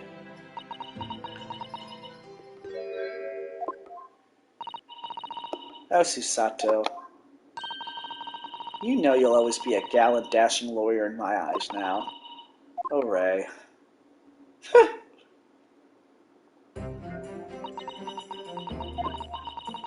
I was scared, you know. When it happened, I didn't know what was going on. The Englishwoman was sitting at the back of the hut, listening to what I was saying. I know it was you who stole the poison. Well now, whatever do you mean? And then a moment later, she suddenly got to her feet before collapsing on the floor in front of me, with a knife in her back. It all happened right before my eyes. And you were the only people in the hut at the time. That's right, just Miss Brett and myself, there was no one else. So I just don't understand how she could possibly have been stabbed like that. A great mystery indeed. I still can't believe it happened. That's why I couldn't bring myself to speak up. It'll be alright. However it happened and whatever really went on by the sea that day, I promise you that I'm going to prove everything you've said you saw is true. Spoken like a true Mikotoba. Now, I think we should discuss what's coming up in the trial, don't you? Don't have much time, we must make sure we have our facts in order. Yes, I expect the poison is going to come under close scrutiny in the upcoming proceedings. The police should hopefully have identified it on the blade by now. The trouble is, whoops. It's a completely new laboratory synthesized blade of alkaloids. The police won't have any way of testing for it. Oh, I see. Yes, without this chemical reagent, it's impossible to detect the toxin. Chemical reagent? I sent a colleague of mine off with some earlier to deliver to police headquarters. I think perhaps you should have some as well, though, just in case.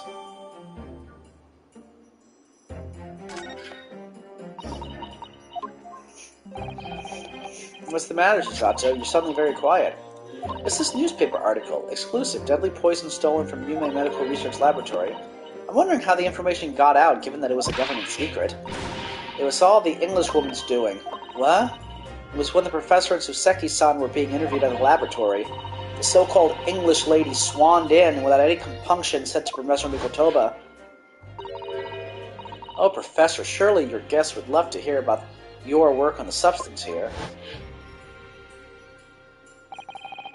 It put me in a very awkward position, to be frank. But Soseki-san's curiosity had been piqued, so I had little choice but to give him a cursory introduction. So then Soseki-san knew about the poison. Yes, and it's highly likely that the reporter who was writing up the story about us would have caught a glimpse of the toxin too. This Minimemo-san. By the way, did that reporter join you all when you went to the beach? Oh, no, I don't remember the reporter being there. Indeed, he shouldn't have been. I very much doubt anybody would have wanted him there. Oh?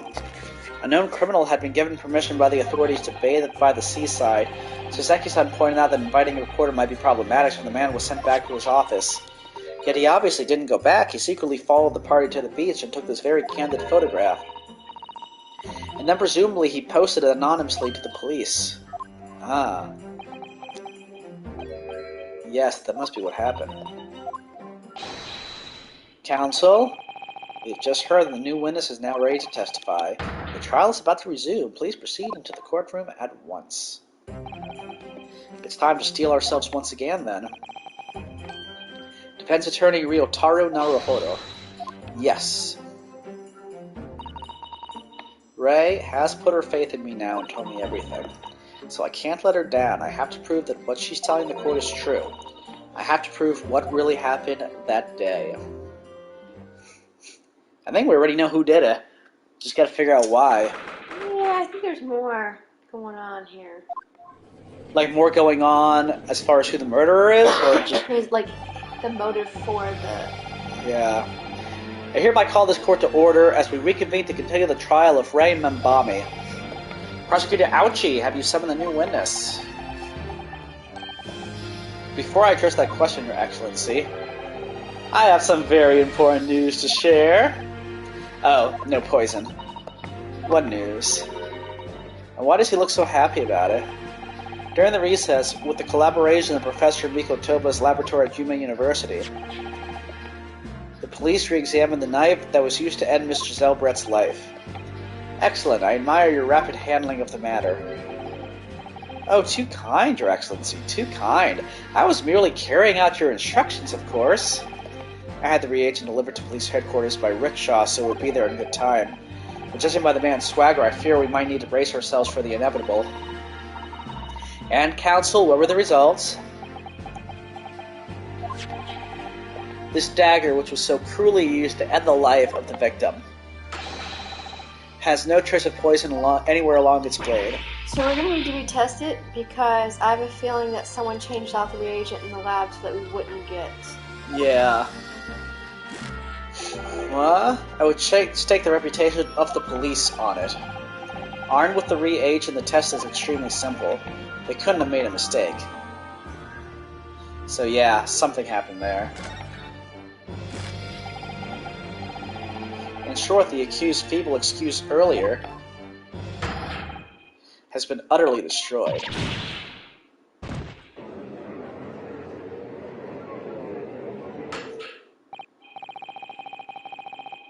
Now the prosecution is ready to call the new witness.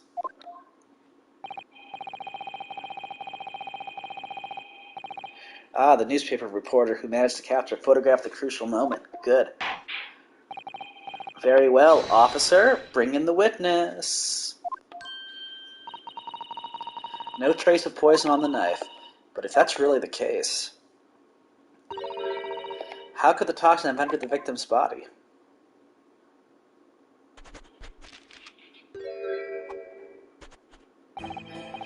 Witness, please state your name and occupation for the court. Writing many memo of the Show You News. That's what people like to call a journo. What's a journo, Father? Do you know? It's a simple contraction for journalist. I was there when the news breaks, putting pen to paper to catch those scoops so they're in print the next morning. They don't call me the hero of the Herald for nothing. The nice guy of news. Oh, so it was you who took this photograph, was it? Well, what have we here? I'm sorry? Ooh, brace yourselves, people. Many memos, such as a scoop in the offing. Female student up to foul play defended by curiously handsome young lawyer at Supreme Court. The readers will lap this up. We'll set it above the fold at 72 point in a 5-leg format for the morning edition. Huh? Right then. Let's start with your name. Oh, it's Ryotaro Naruhodo. Next, what made you want to become a lawyer? I wanted to reform our country's legal system, I suppose. Ryotaro has suddenly become very ambitious, I see. I just borrowed Kazuma-sama's stream for a while. By the way, my name is Taketsuchi Ouchi. That's Taketsuchi Ouchi.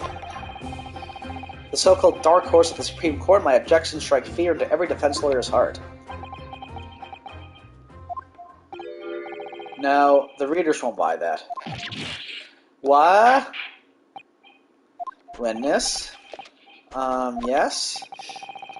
What this court demands to know is whether or not you were responsible for the taking of this picture. It was delivered anonymously to the Imperial Police Bureau only yesterday. Yeah, I wouldn't be a journal if I didn't click quick or presented with a scoop like that now, would I? Sometimes stories call out to me, sometimes I have to chase them down, but either way, you've got to be fast. Fast legs to run with and a fast hand to write with. It's no good if you don't note it down, I always say. That's what I call my meta-memoism. Meta-memoism? Ah, yes, I remember your face. We met that day when you were interviewing myself and Saseki-san. Yes, right, that was me. Many memo again. But you were supposed to be going back to the Show You News offices after our meeting. Where the scoop is, I didn't. Because that Englishwoman's words had piqued my journalistic interest. Miss Brett's words. A criminal left to do as she pleases just because she happens to be a British citizen? It's horse dung. This country's judiciary is rotten to the core. The Supreme Court's rulings aren't worth the paper they're written on. The police are just imperial pawns. Stay your tongue, young man. These are complex political issues at play. Oh, well, anyway. I quickly jotted down those words she said in my memo pad. Her memo pad. Are you ready? I'll read it out. It's all here. Right, here goes. I should like to go with everyone to see your country's coast. A serious criminal going on some junket? The people need to know about this. That's why I decided to sneak after them. To get the woman's story so I could hammer her in the press. Do you mean to say that you did indeed witness it firsthand? The grim scene portrayed in this photograph? Oh yes, I saw it with my very own journal eyes. From start to finish, through the viewfinder of my trusty camera. Thank you, Minimemo-san. You will now give a formal testimony before the court. I will state exactly what it is that you witnessed of the events surrounding Miss Brent's death.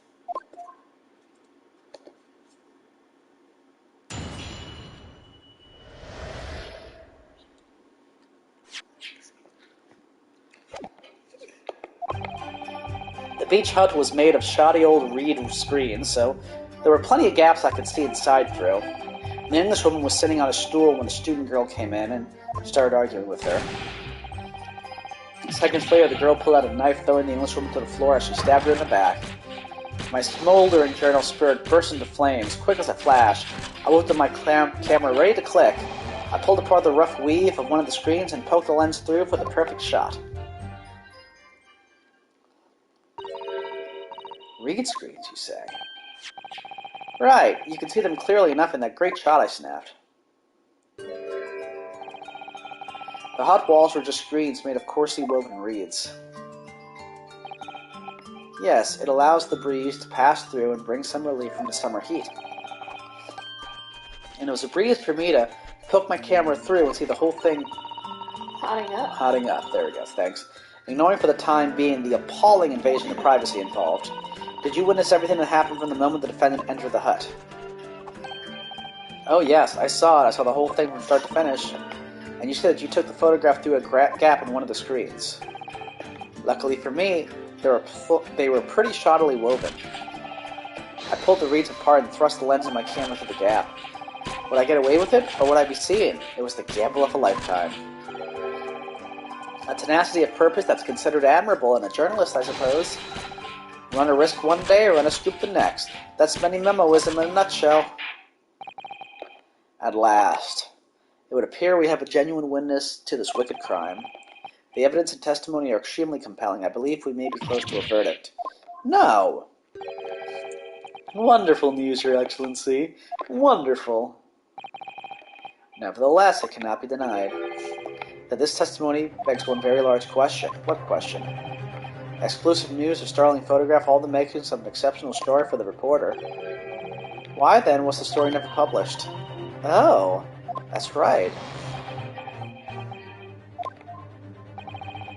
It seems clear to me that there are circumstances at play here that are yet to be understood. Ha, more pathetic excuses.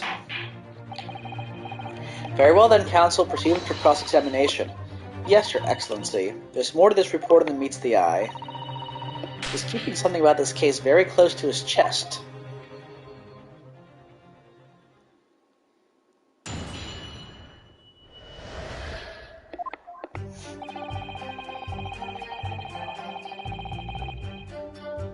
Okay.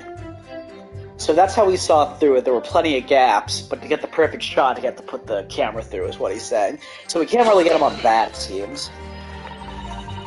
What made you want to see what was happening inside the beach hut in the first place? Call it journo instinct. Can you think of a better reason? Oh, I don't know. Perhaps because as well as being a proven criminal, the person inside was a young woman? Ah, I see where you're going with this. Brace yourselves, people. He's painting the journo as a voyeur. It's hardly slander, sir. You had a camera and you were taking pictures without the woman's knowledge. Nope, you've got it all wrong, little student boy. Sorry? To my mind, all that was inside that hut was a scoop, nothing more, nothing less. Scoops know no gender, man or woman, it's all news. That's not even a memoism, that's basic journalism. If only the courtroom was as indiscriminate. Right, so if that's all buttoned up, can we move on? Tell the court then, witness, what sight befell your eyes when you looked inside the hut? A sight that vindicated my journal instinct, that's what. When I pulled back the reeds, I could see it all as clear as day. The Englishwoman was sitting on a stool when the student girl came in and started arguing with her. So you actually saw Membami-san entering the hut. Yep, and she was raging like my journal spirit.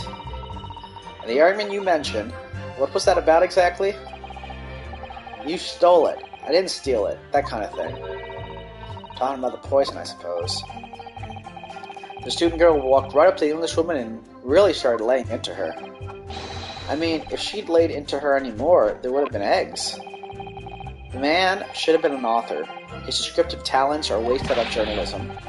But the student's rantings fell on deaf ears, like a Japanese person listening to English for the first time. He really ought to work on his similes first, though, to be honest. Anyway, the point is, that woman in the dock was mightily angry. And her temper finally got the better of her, it seems, dear me. Which was the climactic moment that I caught on film.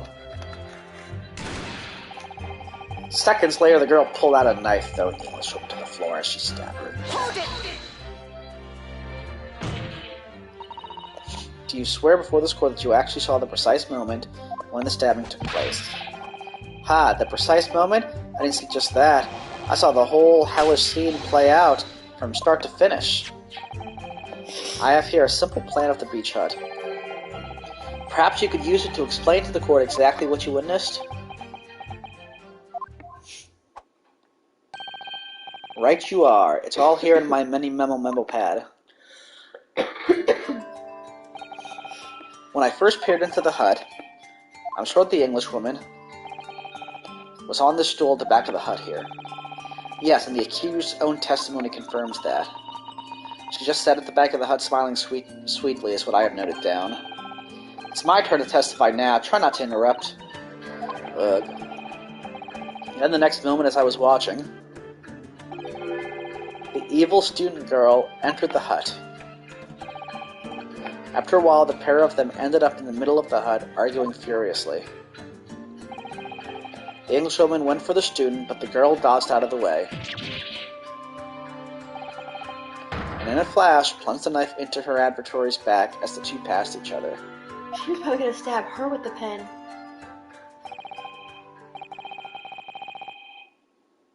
Oh, Giselle was gonna... That's what you think? Well, she's holding the pen. If she lunged at her and they switched spot, like the girl dodged her, like she didn't grab that pen in her dying moments, maybe that still had the poison in it. That would be what the tiny amount of liquid is. So she was gonna kill again, but somebody killed her first. Maybe. But I think that's a worthwhile thing to ask, although that would explain how his pen, since he's always using one, got into the hut, because he was right frickin' there. But then again, why would he have a pen with poison in it? I don't know. What she describes as a grim crime indeed. Never sugarcoat the truth. That's what many memoism says.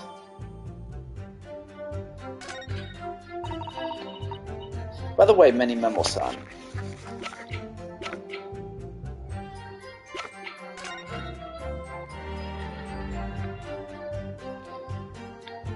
I mean, this would indicate she was stabbed in the back.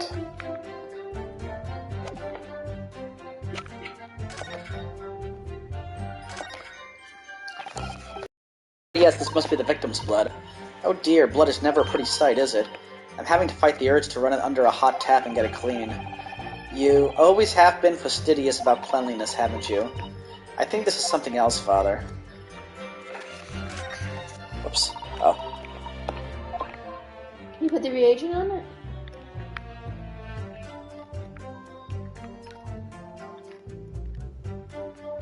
Let's see.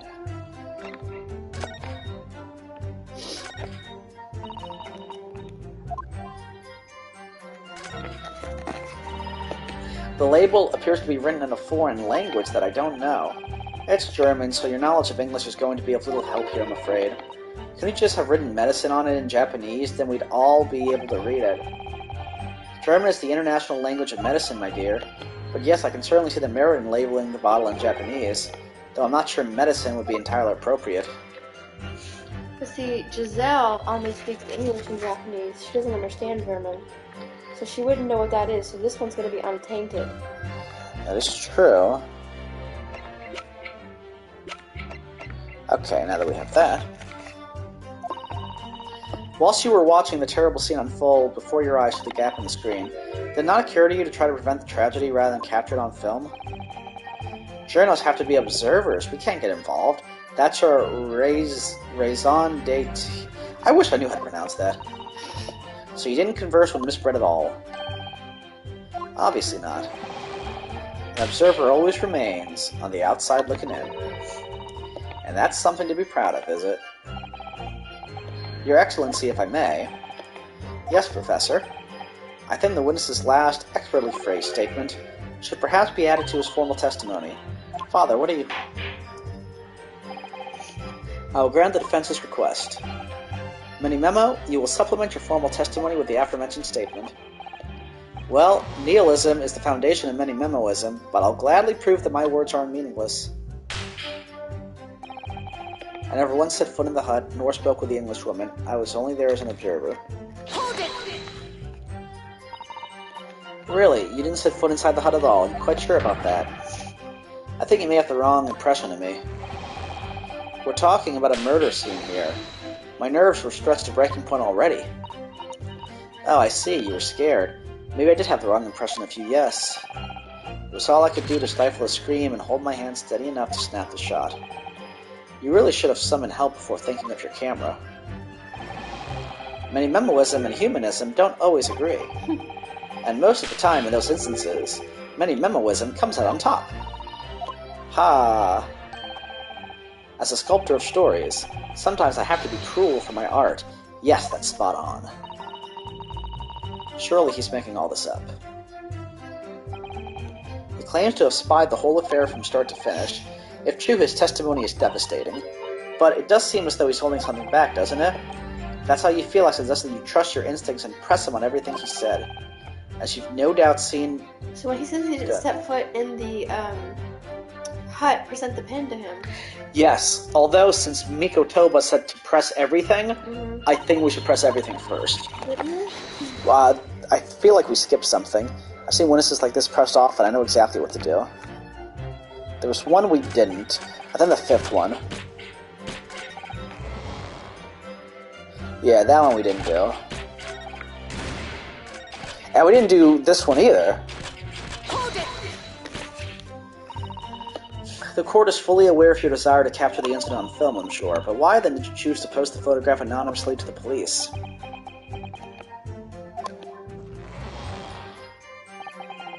I'm afraid I don't understand a word that's coming out of your mouth. I'm asking why, as a journalist, you decided not to make a story out of the incident. Think of me as a sculptor who makes art out of the sordid private details of other people's lives. I never did discuss my own personal life on principle. I mean, that's basic many-memoism. It's not something to boast about. No doubt your burning desire to see the truth exposed and justice done was what motivated you. That's it. That's brilliant. My burning desire to see something or other exposed. There has to be a good reason why he didn't think to write an article about what he saw, though. By your own admission, you were outside the hut. How then did you manage to take the photograph? Ah, yes, that. I'm glad you asked. I pulled apart the rough reef of one of the screens and put the lens through for the perfect shot. You know what stinks? He's clearly hiding something. He probably did kill her, but I want to like him. Just because he's a journalist, you know, I want to like him. Well, maybe he didn't kill her. Maybe someone else did, and they gave him this. They deliberately planted the seed so they knew you'd show up. Well, it could be. That'd be an interesting twist. Because he just seems so... like... there's this breathless optimism. And him with his trousers, there's... I think about all these seeds that have been planted by Brett. Like, she mentions the poison, so it gets talked about and photographed by this dude. Yeah. We think the professor gives us a backup jar of the whatever to detect it. The reagent. That's written in German that the English, Japanese-speaking woman wouldn't read. Like, she's planted a lot of seeds. Yeah. I think he did it, though. Okay. Obviously not. If they had, where would I be right now? In jail, that's where. Which you'd think would make you reflect on what you were doing. No, a journalist's job is to collect little snippets of life as unobtrusively as possible. Leave nothing but footprints. Take nothing but photos. Yes, that's spot on. Did he just make that up? The point is, the witness risked life and limb to obtain this photograph, and this photograph reveals the whole truth. There's nothing more to be said.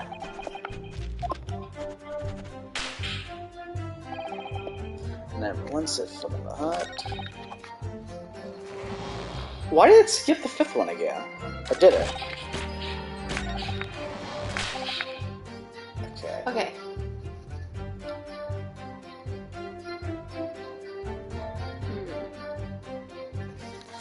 I mean, let's do that and see what happens. Objection! Yeah. The witness's statement is definitely contradicted by this piece of evidence. If that's so, Counselor, perhaps you would care to explain to the court precisely how. How? Well, definitively? This contradiction lies in your apparent eagerness to present an empty argument, I feel. Perhaps I need to reconsider. Let's press him on this again. Really, you didn't set foot inside the hut at all, are you sure? I think you may have the wrong impression of me. talking about a murder scene here. My nerves were stretched to breaking point already. Oh, I see. You were scared. Maybe I did have a wrong impression of you. That's all I could do. Many minimalism and humanism. Most of the time in those instances, many minimalism comes out on top. Sculptor's story, something that had to be cool for my art.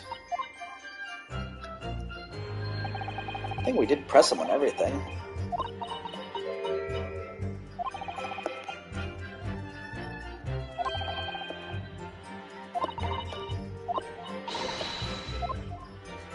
Okay, well, let's press some of his earlier statements again. Hold it!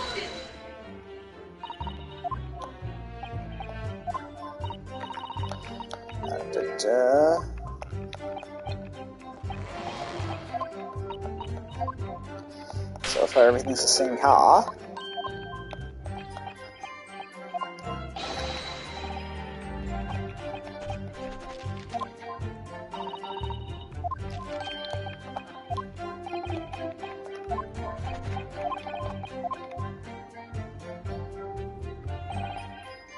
Hold it! Okay. Let's see.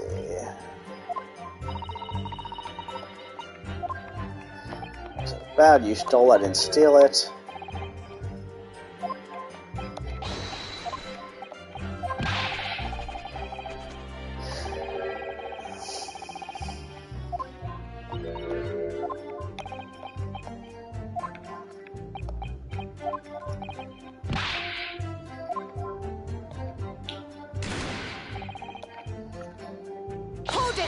Okay, let's press on this again. Do you swear for this chord you saw the precise moment? I saw the whole scene play out.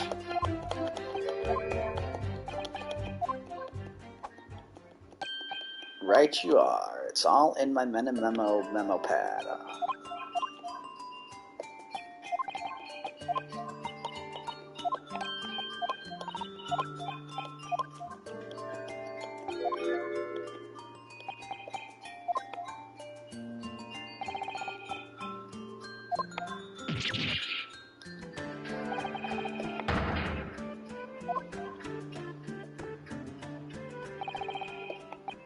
So go to the crime scene photo. Okay. Let's just go and... Oh my god, let's go back one. Not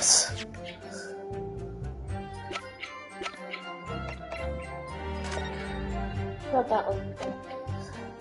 This one? Yeah. See, there's footprints coming out from over there where these girls... Oh, I see what you mean. Unless you think that those are hers? Like when they were fighting. That wouldn't make sense. You think it's from when they're fighting? I'm not 100%.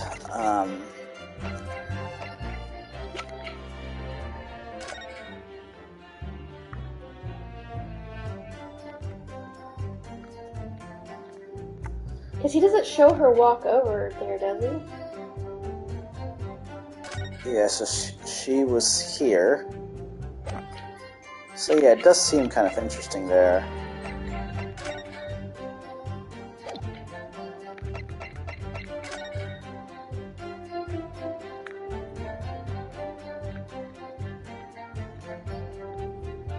But she's pulling the knife out of her. She's on the other side of her.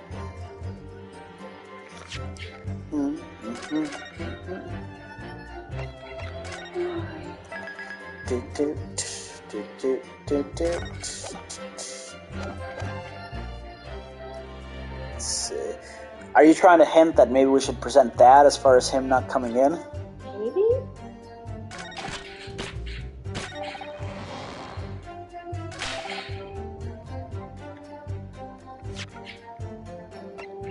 Objection!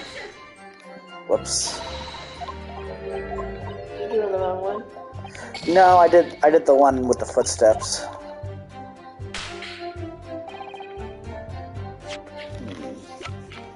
I was an observer.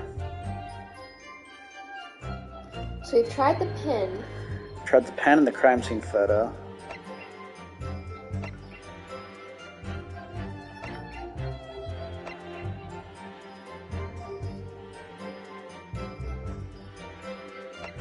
Well, then how did he find out about the poison?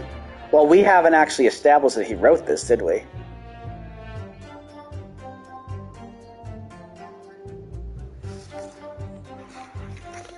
Objection! Yeah. Marco, stop striking out on the first case. Although this case doesn't seem as handholdy as the last one, which was really tutorial-like. This one I'm thinking a little more. I never spoke with the English woman.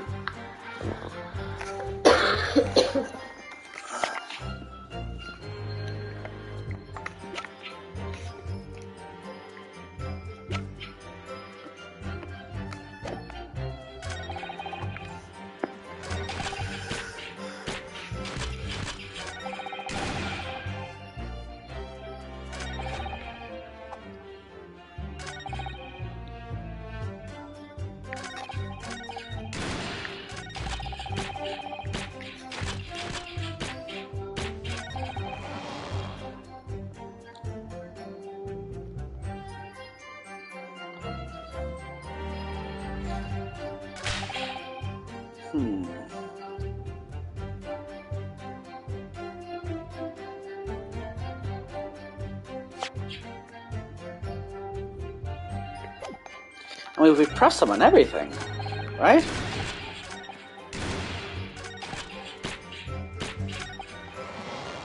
Pressed them on this. Two went inside, didn't notice. Oh, we haven't pressed them on this. Ha, obviously not. If they had, where would I be right now? In jail, that... Oh, wait, no, yeah, we did.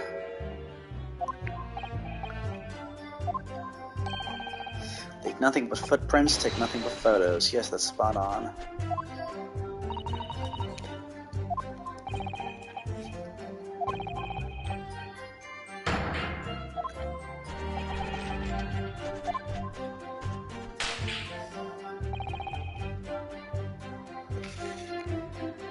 Let me press them on this again.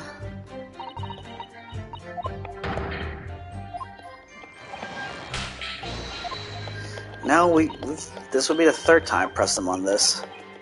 So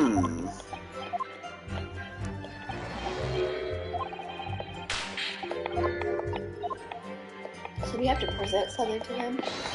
Well, that's the thing, because I feel like... We presented the obvious things? Well... No, it's that he told us press on everything, and we did.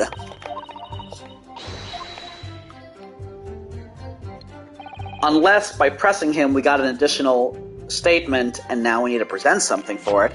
But I don't see which of these would actually do that.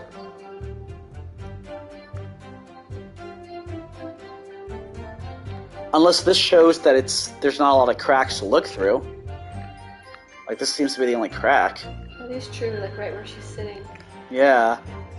So, let me try this. Well, no! Well, actually, no. What?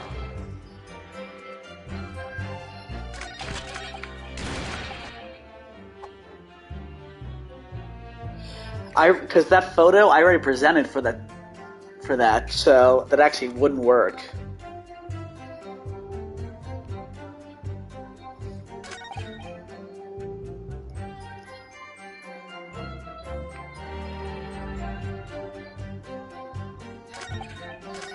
And if I had to present that photo to this to contradict them, I could have done that from the start. I don't see why we need this 6th one.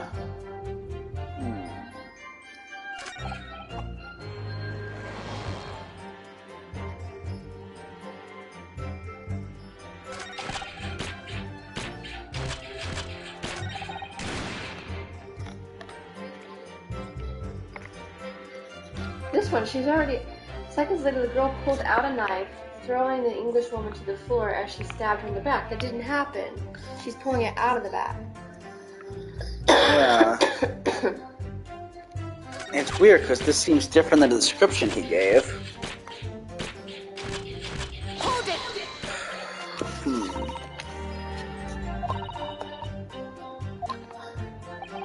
Yes, we got on this. Why? I don't know why he says that. I don't understand a word that comes out of your mouth. I'm asking why, as a journalist, you decide not to make a story out of the incident. Think of me as a sculptor who makes art out of the sordid, private details of other people's lives, by personal life on principle. I mean, that's basic many-memoism. It's not something to boast about. No doubt your burning desire to see the truth exposed, and just done with what motivated you. That's it, that's brilliant. A burning desire to see something or other exposed. See, something there is bad. Yeah, there's a reason why. There has to be a good reason why you didn't think to write an article. Go back.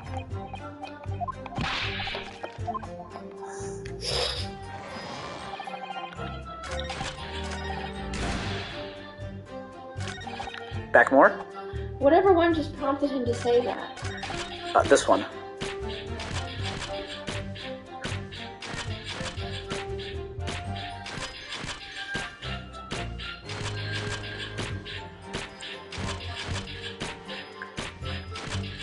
Go to the evidence log. Go through slowly. Go to the newspaper article. This one? Yeah. I wanted to read the description. This one? Yes, the description on the front. Well, there are two sides. That's why I asked. Don't give me an attitude. Raucous England Description in returns. the court record. Oh my god.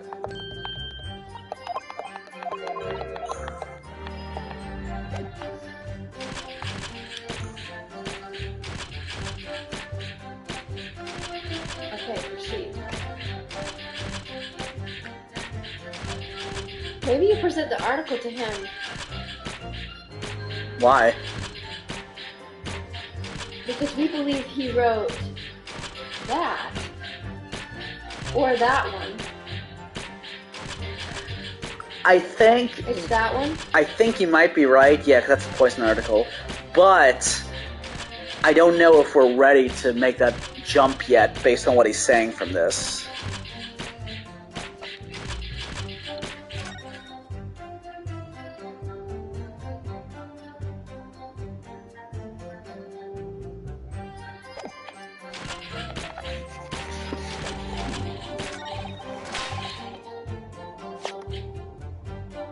He did speak to the English woman, because how would he have known about the stolen poison? Right. Let's try it. No. I don't know, I give up and I need to eat something, so... Only other thing I can think of is the photo. Nope.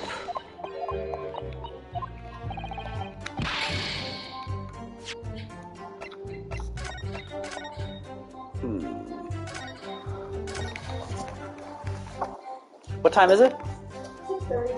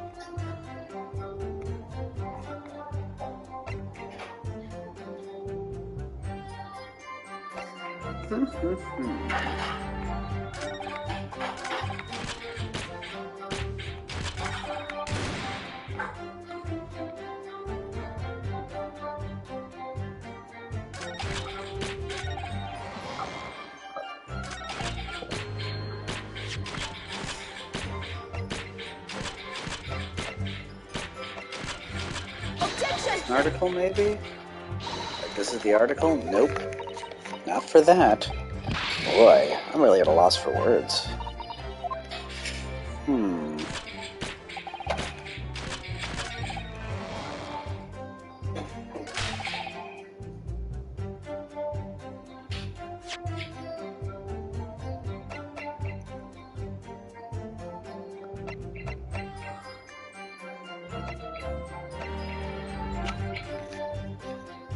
Objection! Nope.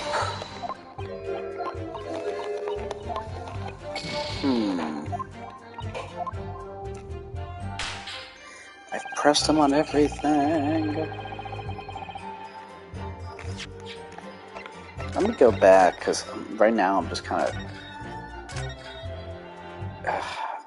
haphazard about it. Press him on this again.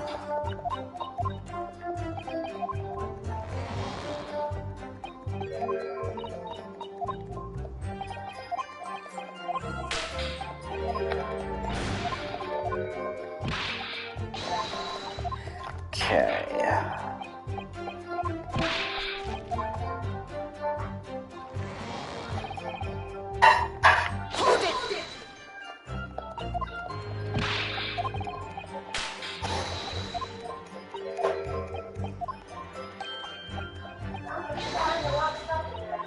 Now I'm pressing him on everything, because I forget if I did that before I saved.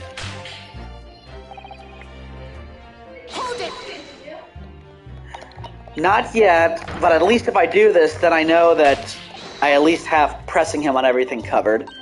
So I'm going to save again.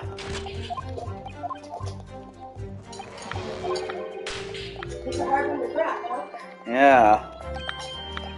I'm surprised the judge hasn't been like, oh my god, dude, stop, you haven't got anything. She's guilty, that's it.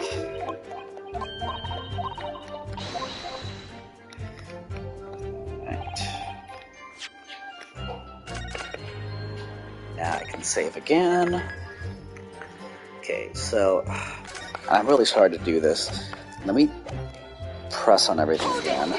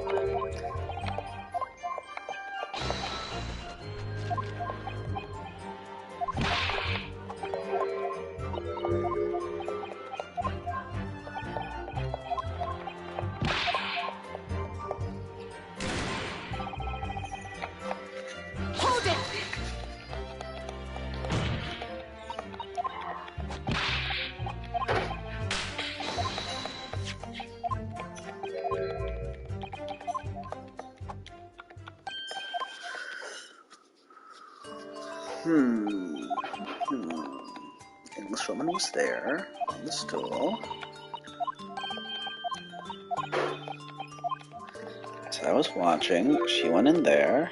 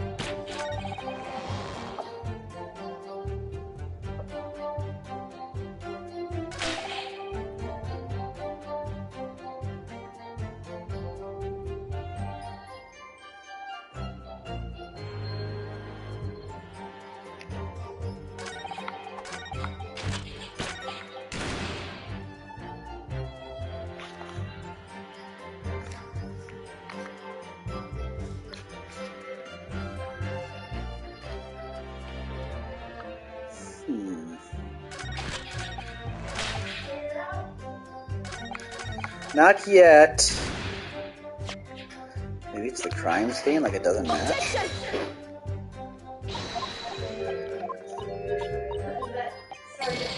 I made some food, so I'll come eat with you there. Okay. I'm intrigued by her. Yeah, like I really want to figure this out. I just can't figure out how to figure it out. What about the will? I don't know if we got that one yet.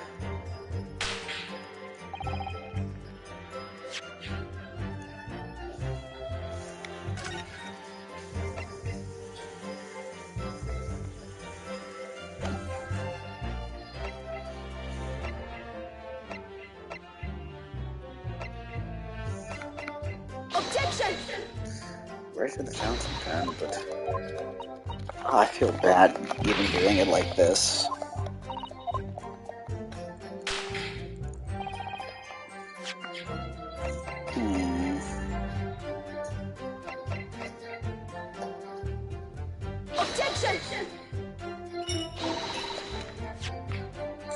Nopety, nopety, nope.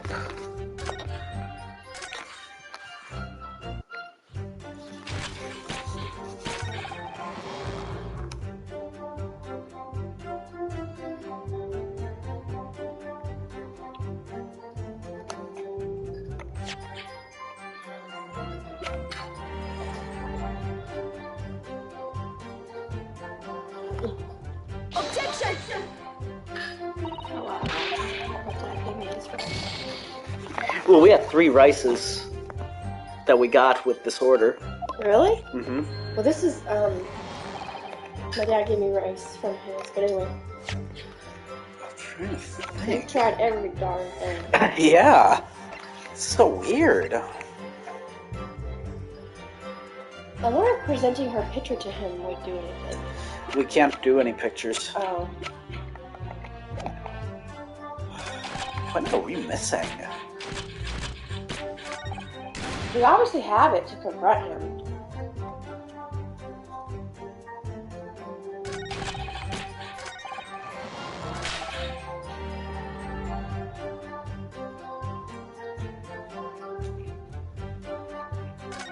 Let's see what we say to each other here again. He claims to have spied the whole affair. If true, his testimony is devastating, but it does seem as he's holding something back. If that's how you feel, I suggest that you trust your instincts and press him on everything he said. So you want to pressed often. So we did, and then he added the testimony. I feel like I have tried everything.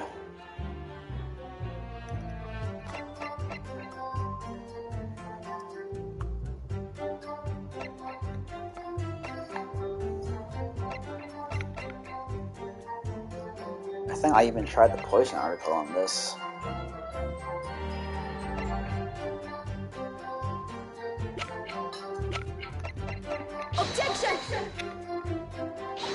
Yeah, I definitely tried that. What about the pen to where he says he's never spoken to her before? Yeah, You tried that too? twice. That was the first thing we tried, remember?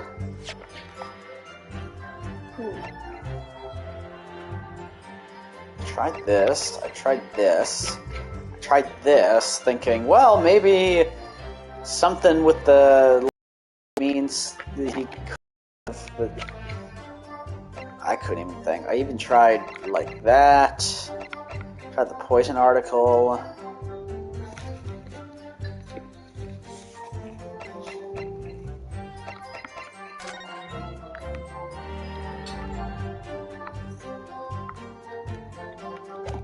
You've tried that article too? Well, this article is just the Suseki article. This is the poison article on the But back. have you tried the regular article? Presenting it? Mm-hmm. No, I don't think it's going to be it. Yeah, see.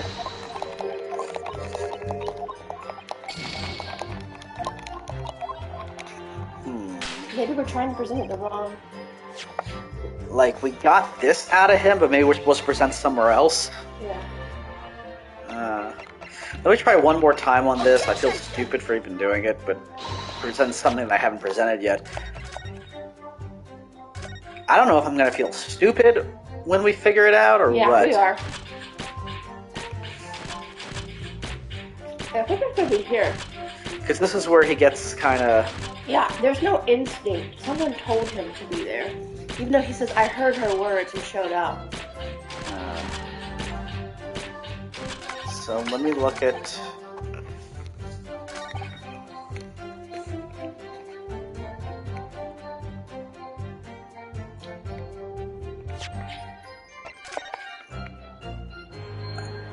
I still don't get how you can see the stool from here. It's right there. No, I mean if you were behind that. I guess you'd see her sitting. Let's see. Seconds later, the girl pulled out a knife.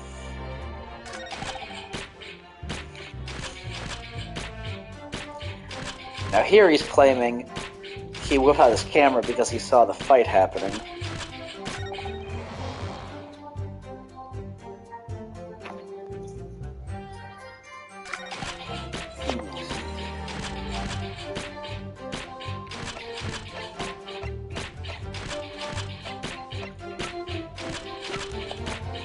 I don't see what we present here, though.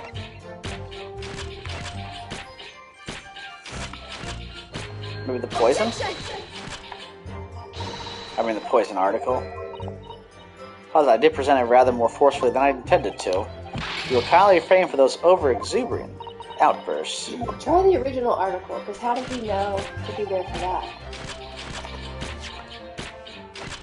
This? Mm-hmm. Suseki? Mm-hmm. Objection!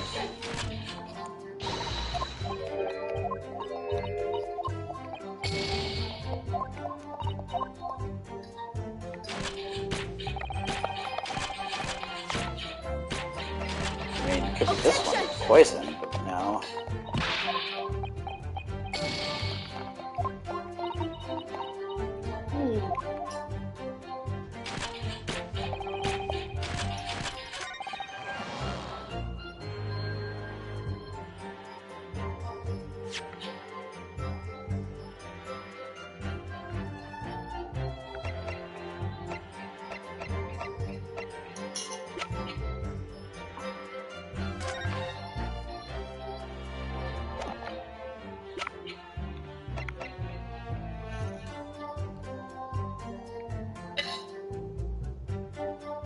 Is there a cat crying?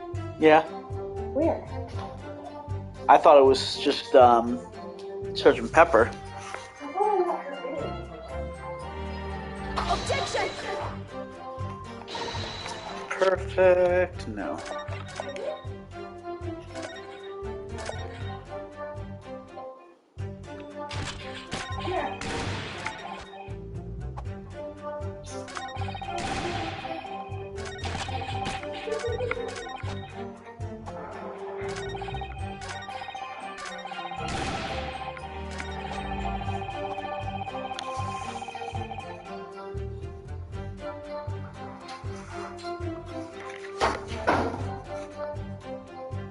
Objection! Nope.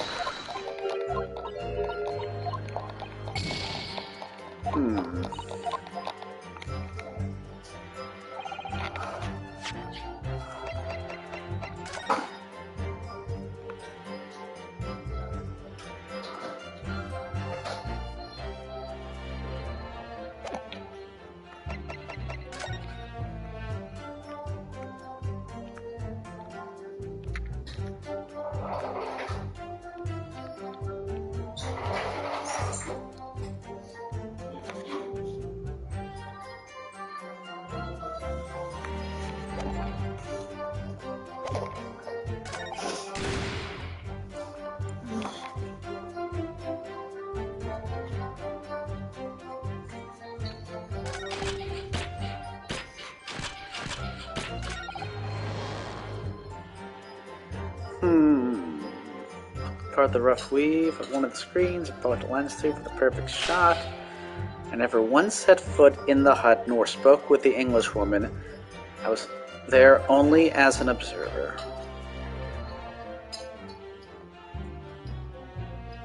Hold it!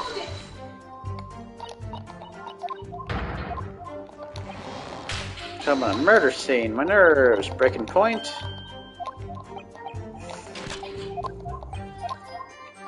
Should have summoned help.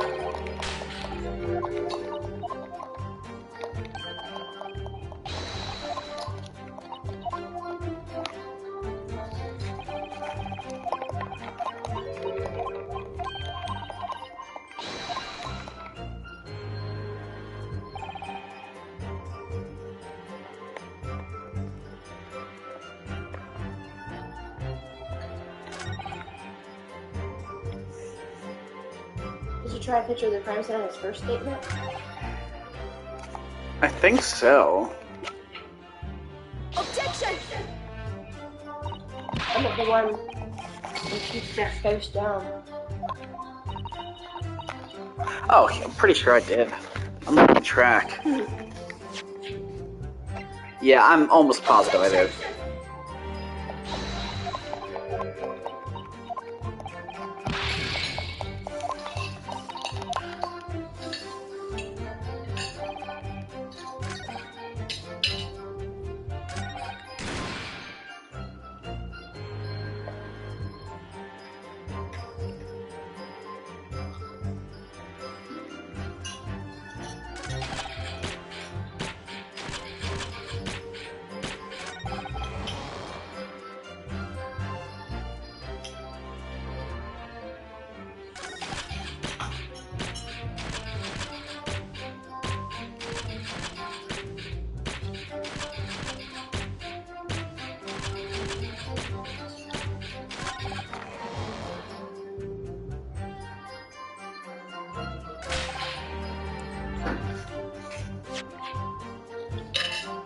You gonna check that?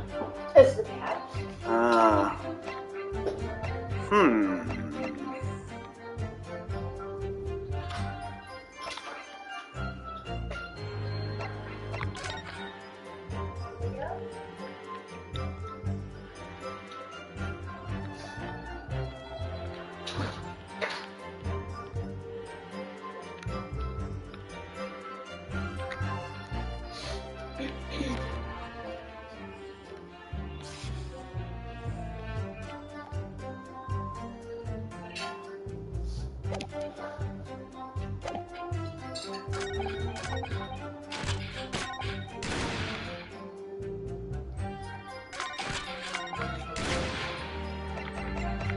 Objection! Let me just see what guilty looks like. That will do. Now satisfied. No reasonable doubt. Defense failed. She guilty.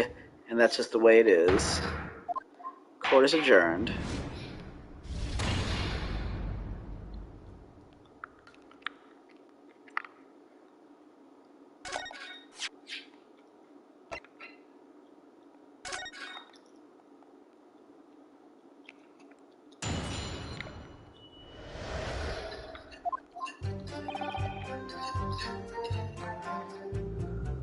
Hold it! Okay, let's go through, but I'm not going to press him on the one that opens up the new statement yet.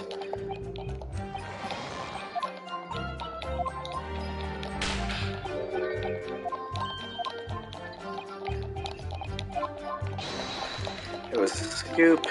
Scoop knows no gender. Why can't it be like that in the courtroom?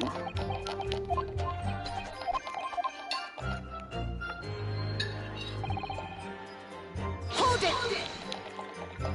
What were they arguing about? You stole it and all that stuff. I didn't steal it.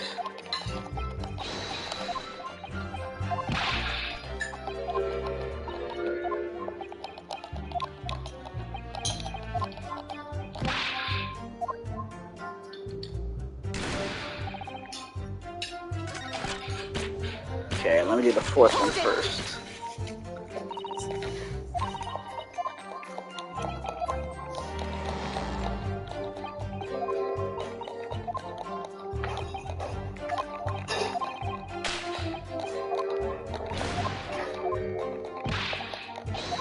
That's brilliant. I just wanted to know the truth.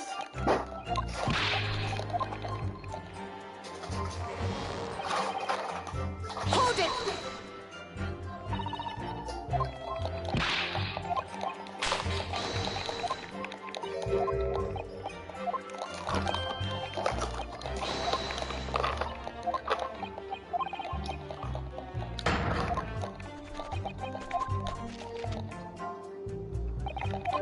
Okay. Now I will press on that third statement. Hold it!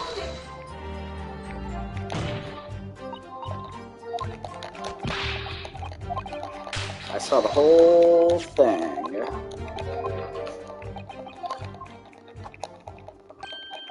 Right you are. It's on my mini memo wisdom memo pad. Mini memo pad.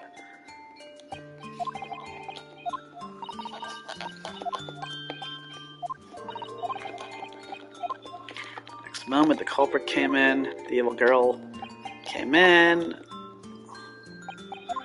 Alex went for the student.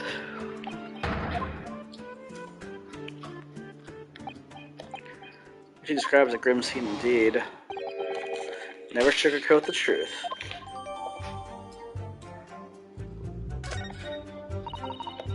By the way, whilst you were watching, did it not occur to you to try to prevent the tragedy?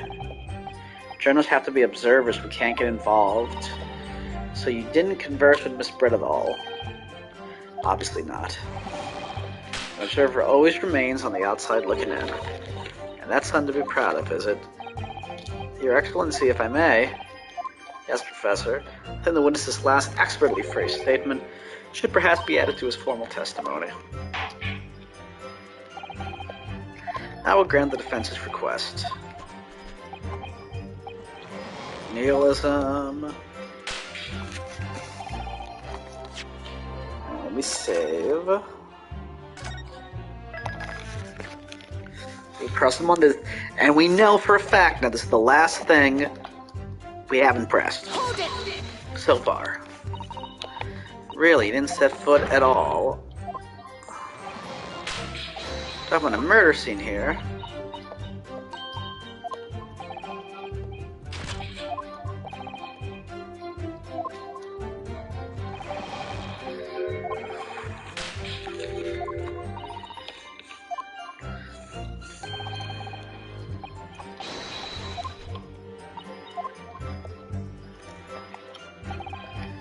Claims to spend the whole affair. And we did press on everything.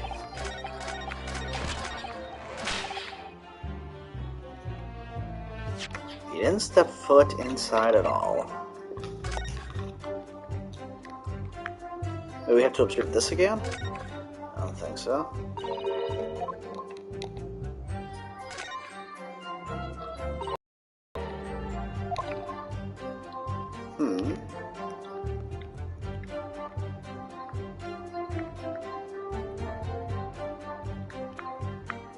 Oh! There you go. There's some sort of emblem here, look. It's on his badge. Yes! It isn't a Yume University one. It must belong to some other organization, I suppose, a business of some kind. But that would seem to imply that the pen doesn't in fact belong to Ray. Now present the pen to him about not being there. Yes. Objection! Finally, there we go. I do feel stupid, by the way. Until now, I've had a firm belief that newspapers are in the business of uncovering and publishing the truth. You're spot on there.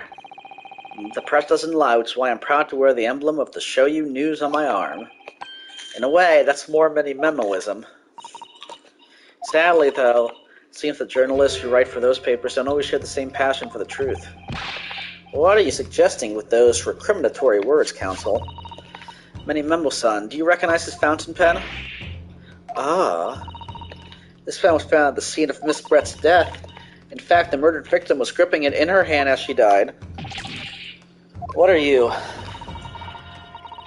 If you look at the barrel of the pen, you'll notice that its owner's initials are engraved there. R.M. Yes, thank you for bringing that up, Counsel. The initials of the accused, Ray Membami.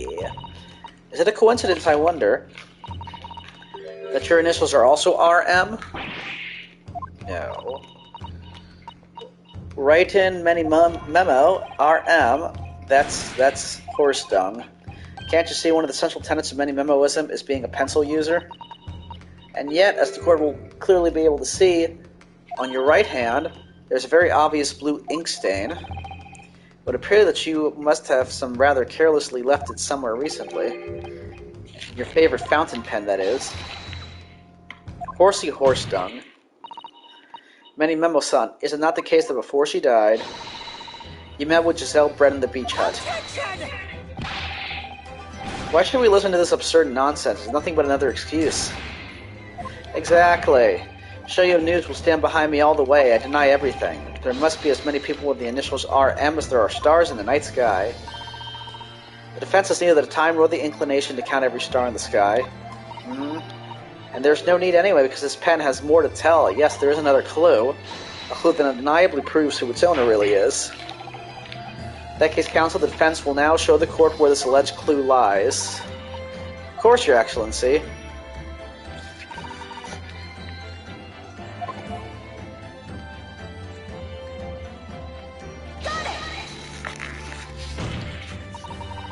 As well as the initials, there is also an emblem on this fountain pen.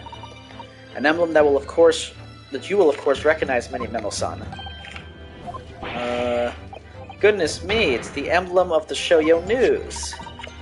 In other words, the owner of this pen is an employee of the Shoyo News whose initials are RM. Suddenly the stars in the night sky don't seem so numerous, do they? Well, many Memo-san, how do you respond? No. Order, order. Explain yourself, witness. Ha, ha, ha. So, this is how the mighty Supreme Court works, is it? Using coercive tactics to have well-meaning citizens reveal harmless secrets? I've used nothing but honest tactics. Alright then. Fine, I won't try to hide it anymore. Yes, not long before the grim tragedy unfolded, I, a Shoyo News reporter on behalf of the public, conducted an interview with the Englishwoman. An interview? He never mentioned this before. When exactly was this? As I said, it was before that evil little student girl showed her face in the hut. It couldn't have lasted more than 2 or 3 minutes, that's all. It was just a brief exchange. But it came to nothing, and as we many memoists say, the people don't pay their dues for unworthy news. However insignificant you deem it to be, this court cannot overlook the meeting between yourself and the victim. You will testify now under oath about the precise nature of this meeting and what transpired. Got it, yes, alright, but on one condition. Condition? In all good conscience, I couldn't speak out alone about this. You need to call back the earlier witness, Soseki Natsumi-san. Soseki-san? Oh yes, according to my notes here, that man has a secret of his own, and brace yourselves, because it's not a harmless one, it's big. Well, what? Many memoism states that one man's secret is every other man's front-page story. Very well, I will grant the witness's request in this instance. Officer, summon the earlier witness back to the stand. Soseki-san hiding something.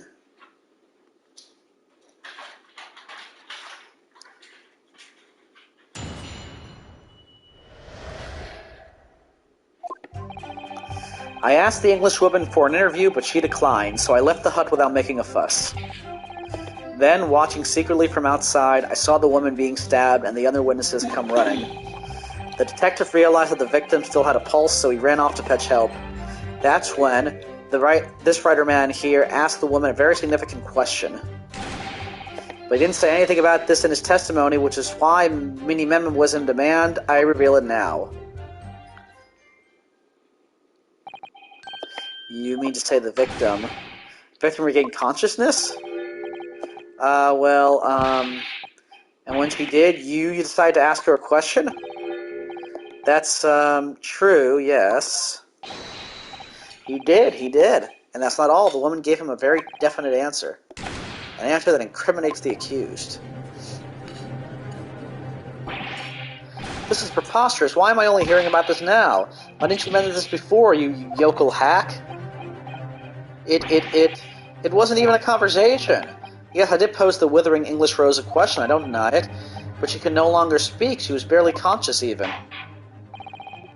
Counsel for the defense, I expect a thorough cross-examination to be conducted here. This court must and will know the truth. Absolutely, Your Excellency. The reporter is claiming that Miss Brett implicated Ray somehow? What on earth could have happened in that hut? Let's skip to those last two. The question and then the revelation.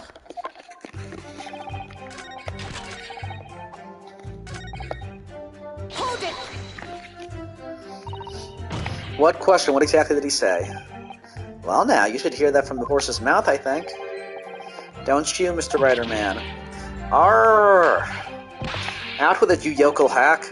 What did you say to her? What did you say to the dying English woman? Well, in truth, I'd be catching crabs at the water's edge and building castles in the sand, you see. Well, the seaside is a place to be at leisure, I suppose, even for a grown man. But then all of a sudden, from that little beach hut, a young girl's panic-stricken cries for help pierced the air. Ray. I ran up to the beach to see what was happening, to find the defendant leaning over the collapsed victim. As soon as Inspector Hosonaga saw Miss Brett on the ground, he sprinted off to get help. And then, just a moment later, I heard a faint moan, a moan from the dead Englishwoman. I nearly jumped out of my skin. But what did you ask her, Soseki-san? I asked her, who did this to you? Don't protract this any longer. How did the woman respond? She didn't. She said nothing in response. But when in the stand, you will answer the questions asked of you unambiguously. Now, without evasion or reticence, I demand that you amend your testimony. I will. I asked her who did this to you, but she never replied. Hold it! So you tried to find out who the culprit was. He who asks a question is a fool for a minute. He who does not remain a fool forever.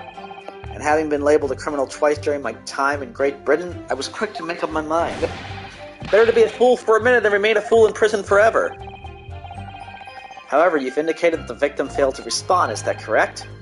I know why. I know why the Englishwoman said nothing.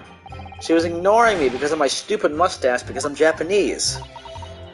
Oh dear, Soseki-san has really developed a dislike for the English, it seems. Having read the report on his time in Great Britain, I can't say I'm surprised at his xenophobia. But the Englishwoman didn't ignore you at all. Did she, Mr. Rider-Man? Oh well, yes, alright, she did respond in a manner. She just lifted a trembling finger and pointed in the direction of the defendant. Miss Brett pointed the finger at the defendant. Soseki-san, is that really true? It's not easy to stand here and say this, but when we first entered the beach hut, the Englishwoman was sprawled on the floor behind us with the student girl standing on the far side of her. And when I asked who did this to you, the Englishwoman summoned her last ounce of strength to point a trembling finger at the back of the hut. Which was, it can't be denied, in the direction of the student girl who stands accused today. She originally wasn't there. That's right. No. Soseki-san, why on earth do you neglect to mention this in your original testimony?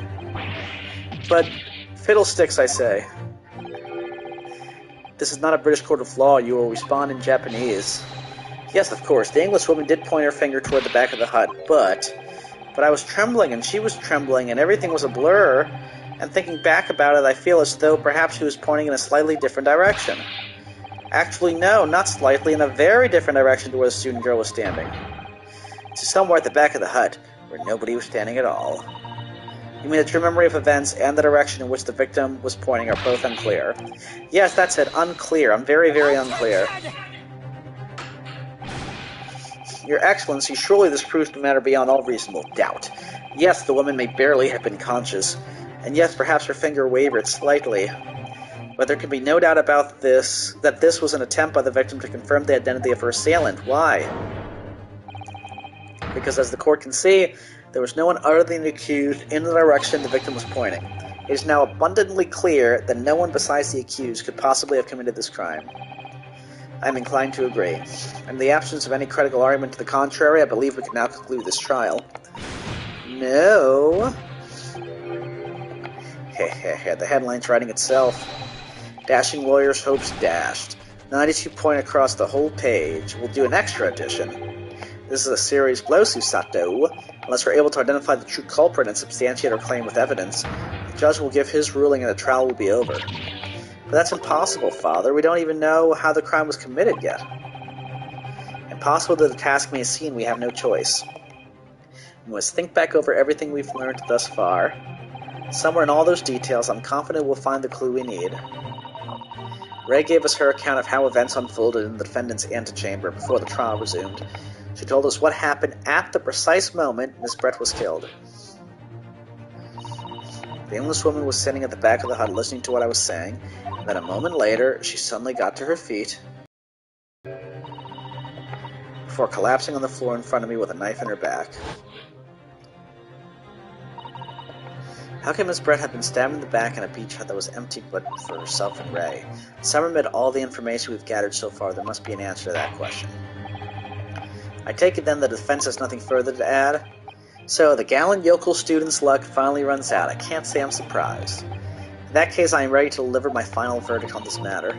This is a crucial turning point now. If I can't establish what really happened, it's over. Where was the real culprit hiding? And how did he or she stab the victim? I know how, I don't know. I know how! Objection!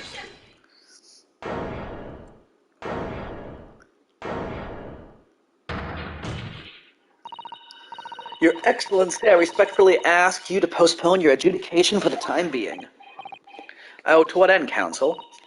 The defense would like to present the court with an alternative theory. An alternative theory that can explain who the victim was actually trying to implicate with her dying gesture. An alternative theory, none exists. There was someone else present at the scene who could have committed this crime. What? And the victim, Miss Brett, tried to reveal who it was to those around her at the time, by mustering all her remaining strength and pointing a trembling finger in the killer's direction. This is fiction, fantasy. Very well, as you seem so sure of yourself, counsel, I'm prepared to hear your alternative theory. So, young Ryotaro Naruhodo. Yes, Your Excellency.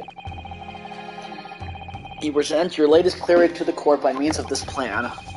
At the moment the victim was stabbed, where exactly are you proposing the culprit was concealed? Behind the Over, reed, right? yeah, over here. Take that! Naruhodo-san would never give up, and I'm a Naruhodo now. The true culprit who fatally stabbed Miss Brett was concealed in this location here. Are you mad, counsel? You're suggesting the culprit was outside the hut? What? Order, order, order. But student lawyer Naruhodo-san Esquire, that makes no sense at all. If you just point out the exact spot where I was hiding to get my scoop snapped. If I didn't see any suspicious individuals loitering about, I can swear to that. Obviously, if the culprit had been outside the hut, there's no way that he or she could have stabbed the victim who was inside the hut. Actually, Prosecutor Ouchie, there is a way. And, in point of fact, the defense can provide evidence strongly suggesting that is precisely the way Miss Brett was killed. You're bluffing, you yokel. The defense's assertion is clearly too fantastical for the court to comprehend. You will need to give us more guidance, counsel. What piece of evidence corroborates your theory that the victim was stabbed from outside the hut? Well, maybe now it's this, because she can slip through there? Yeah. Trying to see if it'd be anything else. I think it'd be the fountain pen. I guess technically it could be this too. Yeah, that's my guess. Let's try this one. It might be the other one. The original photographic print of the crime scene. Yes, it's clearly visible in this print, the trace of the fatal thrust that was delivered from outside the beach hut. Do you take us for fools? There's no hint of any such thing. I'm not sure that everyone present would agree. Someone, at least, appears to have noticed what it is that I'm referring to. Counsel, once again, I must call on you to be explicit by the court. Where on this photograph is the trace of the stabbing which you claim took place from outside the hut? You mean this crack here, right? Yeah. Take that! Look closely, just here. In the screen at the back of the hut, you can see the effects of a blade having been forced through the reeds. No, I can't. I can't see any such thing. It's true that the hut in question had 4 walls as you expect, however, by parting the reeds, a knife blade could easily penetrate them. This is extraordinary. Yes. The true culprit already actually stabbed the victim from outside the beach hut. Ah. And of everyone present at the scene, there's only one person who could have done that. Only one person who was directly outside the hut when Miss Brett was killed. Right in many Memo-san, it can only have been you. Now... Attention! This preposterous idea leaves me almost speechless. Just look at the photograph again. The victim lies almost exactly in the center of the beach hut, does she not? Are we to assume, as part of this farcical scenario, that the assailant was a knife thrower? Attention! No, of course not. We're not? If you recall the testimony of the defendant about the events just before the victim's death, inside the beach hut and confronted Miss Brett. She just sat up on the stool, smiling sweetly. A stool. Have another look at the photograph. The slit in the read screen would align perfectly with the back of the person who was sitting at that stool. My word, so in fact the victim was killed while sitting on that stool by a stab wound to her back delivered through the read screen. Ah. Having been attacked, Miss Brett rose to her feet instinctively. Then, unable to speak, she collapsed on the floor in the middle of the hut. Before the defendant, Membami-san's appalled eyes. And that, Your Excellency, is the truth of what happened on the beach that day.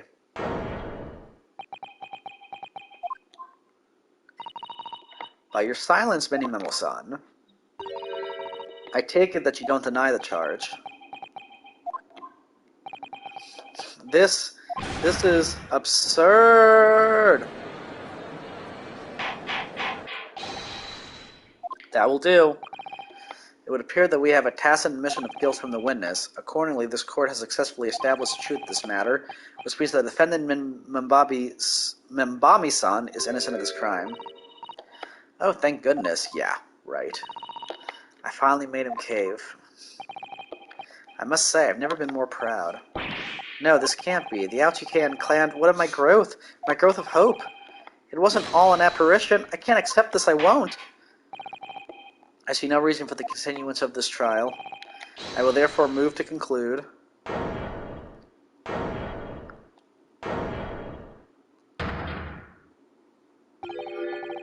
Ha ha ha. Well, that is all very convenient. This is how the highest court in our mighty empire delivers justice, is it? Suppressing well-meaning citizens' freedom to speak and branding them as criminals. But we've established that the victim was stabbed from the outside of the hut through the reed screen walls, and no one but you was in place at the time to have his hand on the hilt of the blade. It's a perfectly logical deduction. So your argument hinges on the location of whoever stabbed the Englishwoman, does it? Well, it seems a little irrelevant now. Irrelevant? Where she was stabbed, how she was stabbed?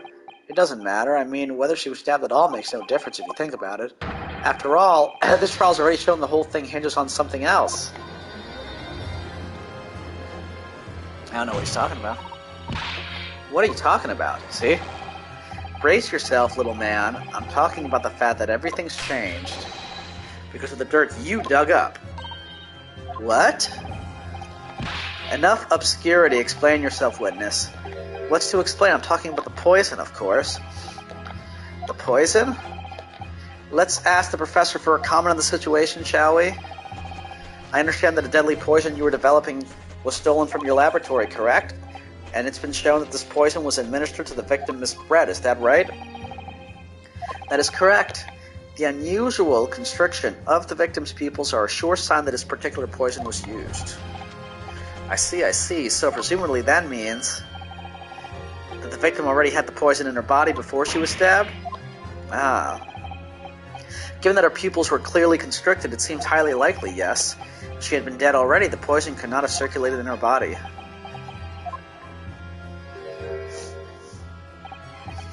Tish, haha. Ah, how refreshing to hear the argument of a metropolitan mind. Precisely, it matters not a jot who stabbed whom and whose back and with whose blade. Because, quite simply, the Englishwoman's life was taken not by the knife, but by the poison.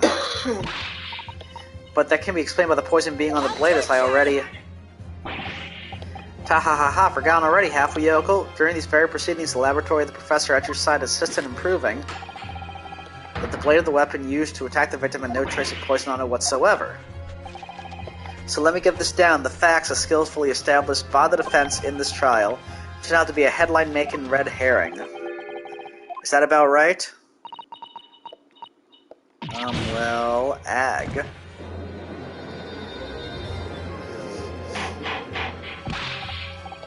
Order, order, order, but where does this leave us?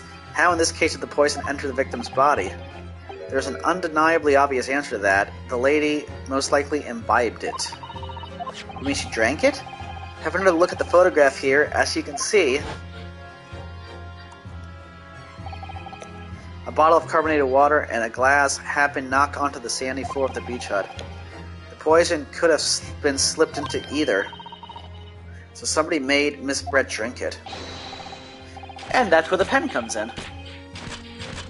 Well, what do you know? Look at those dashing eyes. They make a great front page spot. Hey, why the bewitching stare?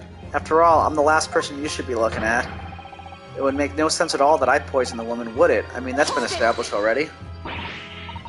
Established? What are you talking about? Huh? Don't tell me you've forgotten. It's a little hard to believe, given that the person who established it was you. Me? What on earth does he mean? Oh, let me capture those wide eyes. This is prime press fodder, that is. It would seem that this trial is not destined to end yet after all. I hereby call upon the witness to give further testimony. That's great, that is. Let me get a shot of that magnificent beard, Your Excellency. You claim it to be impossible that you were the one responsible for administering the poison to the victim. You will explain to the court in your testimony the basis upon which you make such a claim. And I'm a man. I've never tried to run or hide from anything in my life. And I'm not about to start now, because that's many-memoism. For a brief moment, I thought I'd illuminated the truth, but it slipped right back into obscurity again. Just where is this trial going to take us? Let's hear his testimony with what I'm guessing will be the Allegro music. Oh yes, I stabbed the Englishwoman, and it's that very fact that proves I'm innocent. Because why would I have bothered to stab the woman if I'd already poisoned her? When I heard the student girl and that pompous English murderer arguing, it got my goat. If the courts weren't going to punish Brett for what she did, someone else would have to see justice done. So you admit it then, that everything happened as I described. That you were the one who stabbed Miss Brett in the back through the reed screen. You can blame this miserable country of ours. A country that bows to the pressures of foreign powers and lets murderers walk free. I do believe him there, because when we first met him and he started talking, he was mentioning that. And so it seems like there is, I want to put in quotes, like a more noble reason or motive behind what he's doing. What kind of future can a country like that have? That's why I did it. I did what our pathetic leaders didn't have the guts to do. Slap bang in the middle of that charming lady's back, I plunged the blade of sweet justice right in there.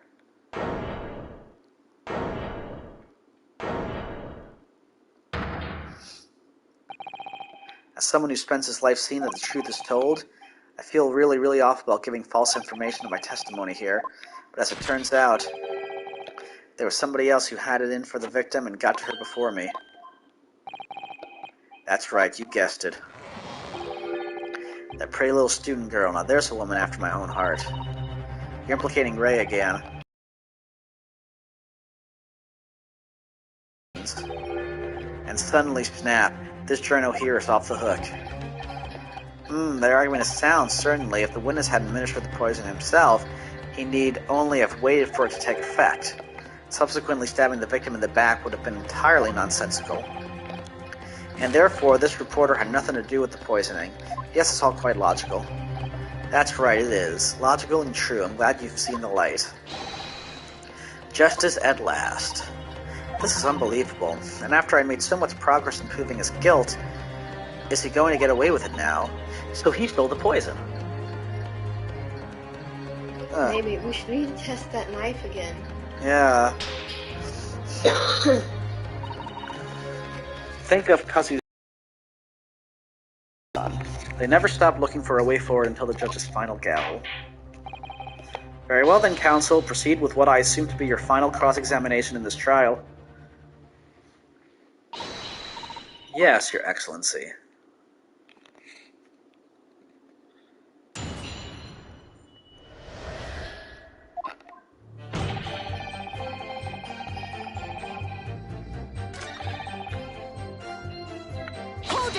go into this one. So you still maintain that you didn't give the poison to the victim. Obviously, that'd be like putting a belt on your trousers when you were already wearing braces like these. The accused administered the poison, following which the accused stabbed the victim. An unforgivable act, certainly. Oh no, the witness stabbed. An unforgivable act, certainly, but not one of murder. That crime rests on the accused's shoulders. That is how the law works, you see, yokel. Who knows? Maybe. Whoops. You may even learn something here today. 2 consecutive attempts on her life in the space of minutes. Quite a day for the victim. Do something that evil, and you've got it coming. That's how the law works, the law of reckoning. That's not the kind of law this court upholds. You will reiterate why you were compelled to stab the victim, then, witness. When I heard the student girl and that pompous English murderer arguing, it got my goat. What exactly were they arguing about? About what happened in that restaurant 9 months ago, that's what. The student girl was laying into the English woman for killing her beloved mentor, Dr. Wilson. Yes, John H. Wilson, professor of medicine, invited here from England by Professor Miko Toba, no less. Right, but the English woman just jeered. Her case was to be heard by the British Consular Court in Shanghai. However, there's little doubt that she would simply have been acquitted and sent back to her homeland. A free woman. It was eating that student girl up inside. You could see it. I really felt for her.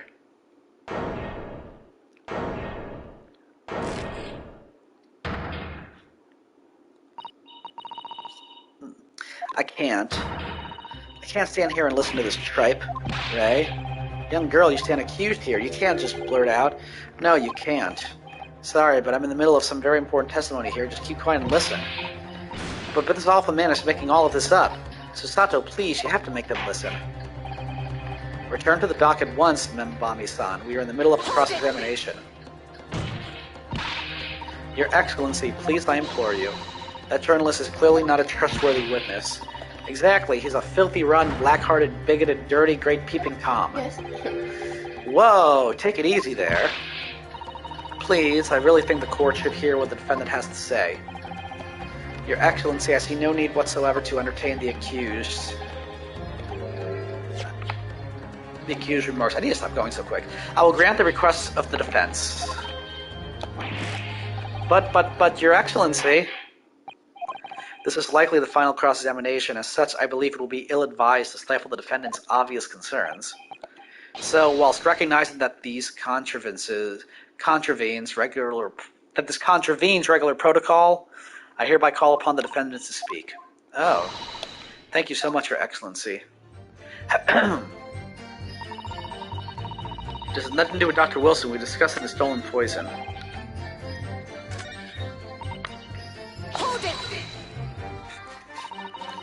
The stolen poison that killed the victim, you mean? I suspected her of being the one to steal it. I mean, just think about how she killed Dr. Wilson. That's true. Additionally, Miss Brett certainly had knowledge of the new poison. But surely it would be no easy task to steal a highly secret toxin being developed for the government. Indeed, all visitors to the laboratory are thoroughly searched when they leave. Even if a thief managed to avoid being seen by myself or a colleague, getting the poison out would be very difficult. That's true. I pestered Professor Miko Toba until he agreed to show me the poison when I visited his laboratory. But as I left, I was searched from top to tail. Miss Brett rather bluntly revealed the existence of the toxin we'd been developing, you see. And since Oseki-san expressed such an interest in it, I felt unable to refuse. Obviously, I gave nothing away other than the fact that it was an extremely potent substance. I'm very ashamed of myself. It's just that I've had a singularly terrible experience with a deadly poison. I wanted to look my old enemy in the eye. Surely you can understand that. To find out if my suspicions were true, I confronted Miss Brett about the poison. I told her if there were to be an incident involving it somehow, it wouldn't just be the university. The military would be dragged into it. The whole government even. It would be a complete disaster. And how did Miss Brett respond to your concerns? She just curled those beautiful lips of hers and said she didn't know the first thing about it, in English actually. Ah yes, Memo-san, one small question if you don't mind. I do mind, can't you see I'm busy? Clearly, you're outside the beach hut listening in, while also the defendant and Miss Brett were conversing. Presumably, then, it was you who wrote this article about what you'd heard?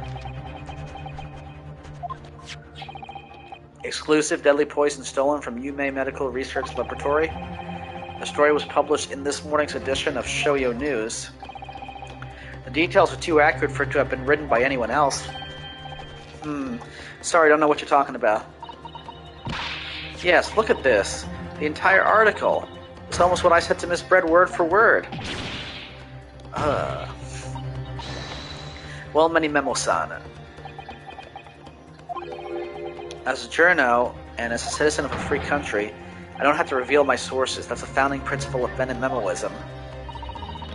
Father's clearly right about this. That reporter did write that article, and he based it on what he overheard from outside the hut.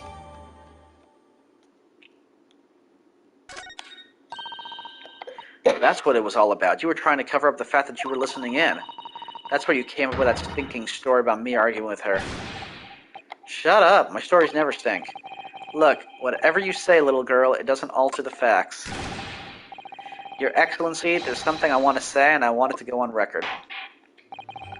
Very well. You may amend your formal testimony. He's out of breath. The point is, if you poison someone, there'd be no reason to then go and stab the person as well. Hold it! Perhaps you doubted the efficacy of the poison and sought to make sure your victim would die. That's horse dung. What? That would be like pouring pepper on your Chinese ramen before you'd even tasted it. Completely reckless. Although, it might surprise you to learn that I am a bit of an impetuous pepper pourer as it happens. Once the victim had taken the poison, she would have been only minutes away from death. And yet this man then proceeded to stab her in the back as well. There had to have been a good reason for that. If it was the reporter who gave the poison to Miss Brett, then clearly he must have done it prior to Ray entering the hut. Yes, that's undeniable. But between him leaving the hut and the victim being stabbed, there was one very crucial change in the situation. Sorry, what change? The reporter overheard the conversation between Ray and the Englishwoman. Ah, yes, that's it. That's when Many Memo-san first found out the exact nature of the poison he used. That could be the key here. If the victim had unwittingly taken the poison already, the reporter would have had no reason to stab her. On the face of it, that sounds entirely reasonable, but there's no question that this man was responsible for Miss Brett's murder. We can think of a plausible explanation as to why he might have stabbed her even after the poisoning. I feel sure that everything would drop into place. Maybe he didn't realize how strong it was, so he was covering his tracks?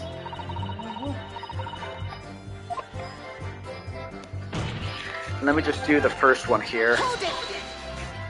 Just because I didn't yet. So you do admit that you had murderous intentions toward Miss Brett, then? The woman's very existence offended my sense of justice. Your sense of he's claiming some sort of righteous indignation? She was pure evil, a cold-blooded killer who'd committed murder right here on our Empire's soil. But did our good-for-nothing government do anything? Not a chance. So I had to step in. Fly the flag of justice, put things right for the people. Yes, it was my civic duty. That's what drove me to do it. So in summary, murderous intentions, then. Whatever you want to call it, the point is this. That Englishwoman was a blight, so I had to do what was right for society. Yet a real wrong was done by the student girl in the dock, a crime for which she must pay. Obviously, because the poisoning was nothing to do with me at all.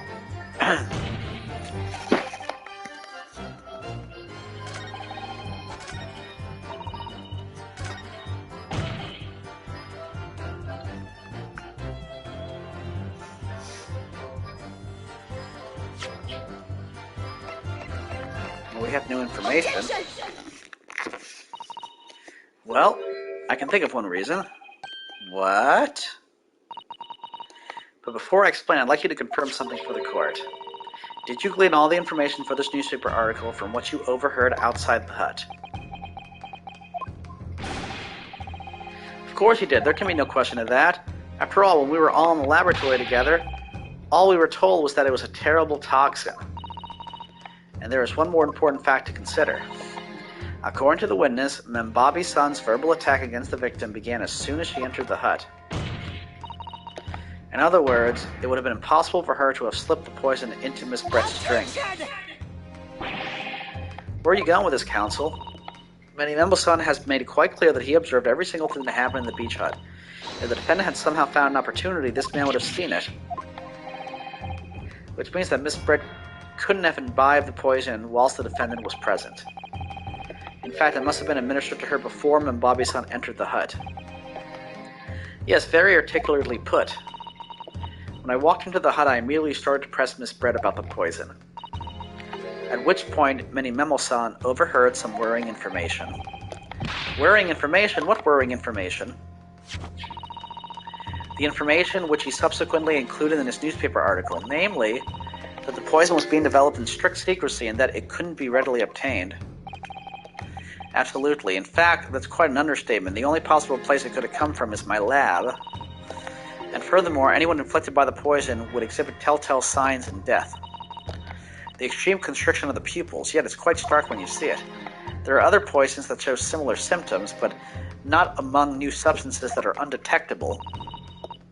In other words, it would be clear that the victim's life had been ended by the use of this particular poison, which would reduce the number of suspects to only a handful of people. Everyone in my laboratory, that's what I mean by covering his tracks. So everyone in my laboratory is aware of the unique properties of the toxin we've been developing. None of them would be foolish enough to attempt to use it for some nefarious deed. Membabi-san being no exception. Therefore, we can conclude that whoever administered this unique poison to the victim was a layperson unaware of its telltale properties. Oh. In other words, someone like you write in Manny Memo.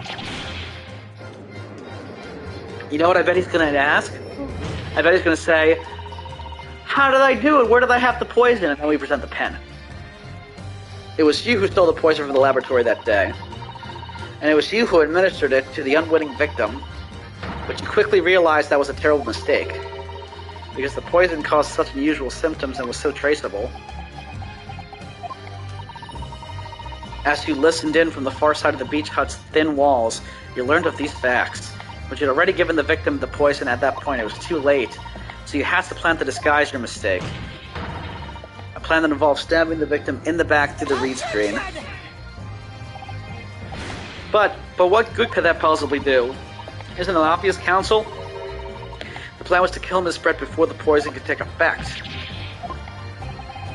Once in the blood, the poison causes the onset of pupil constriction, but he had hoped to precipitate the victim's death before that happened, hadn't he? Exactly. Because without any revealing signs of the new secret poison's use, no one would ever have suspected. That is extraordinary. Yes, the effects of the poison meant it would be too easily identified, so the killer had to mask its use, which he attempted to do by plunging a knife into the middle of the victim's back.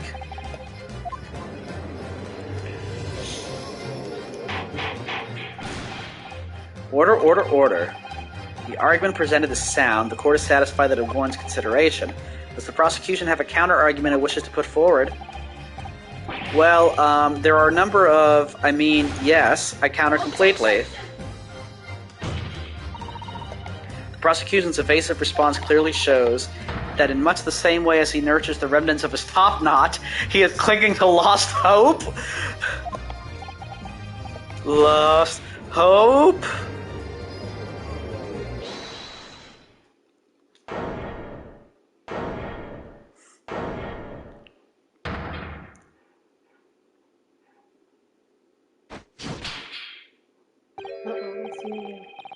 Alright, you pathetic, useless, fallen samurai. Fallen? Who are you calling fallen? My burgeoning growth is... I don't need a counter-argument. My burgeoning growth is on the rise. What? What are you talking about? It should be blatantly obvious.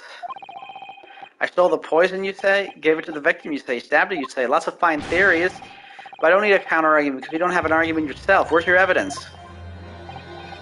Yes, you made it all sound so plausible, don't you? But without evidence, it means nothing.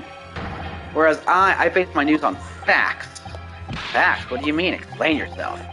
I mean, what the professor said earlier in this trial, It's all here, in my many memos, every word, every slip of the tongue, all noted. That's what the Shoujo News is famous for. It's the power of the printed word. It would surely be no easy task to steal a highly secret toxin. Indeed, all visitors to the laboratory are thoroughly searched when they leave. Even if a thief managed to avoid being seen by myself or a colleague, getting the poison out would be very difficult. You'd have to hide it in the pen. How's that then? Blown the story wide open? See? I, Reiton Many Memo, a mere reporter from the Shoujo News, couldn't possibly have stolen that poison from the professor's laboratory. Ag.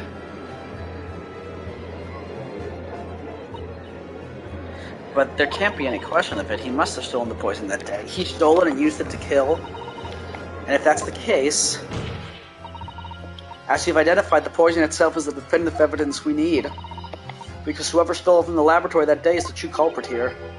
What's your point, you annoyingly handsome country bumpkin? My point is this. There's one way that you, Mini Memo-san, could have stolen the poison that day. I have heard enough verbal conjecture now, thank you. What the court must be shown as evidence. What proof do you have? Take that! The proof, Your Excellency, is this fountain pen. A fountain pen? How could that possibly be relevant? These magical pens somehow seem to have enough ink to write many thousands of kanji characters.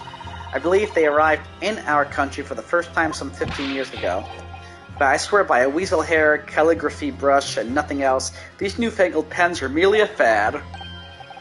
Well, as a forward-thinking man of words, obviously I love my fountain pen. Suck up a soup column of sumptuous ink, and one's work is awash with words in the blink of an eye. That's right. Fountain pens have a small reservoir in the barrel, into which ink is sucked up through the nib of the pen in order to write with later. What does all this talking of sucking up ink have? Ah! And just as it's possible to suck ink up into the reservoir, it's also possible to eject it through the nib again, of course. My word, can this really be? Well, Mini Memo-san?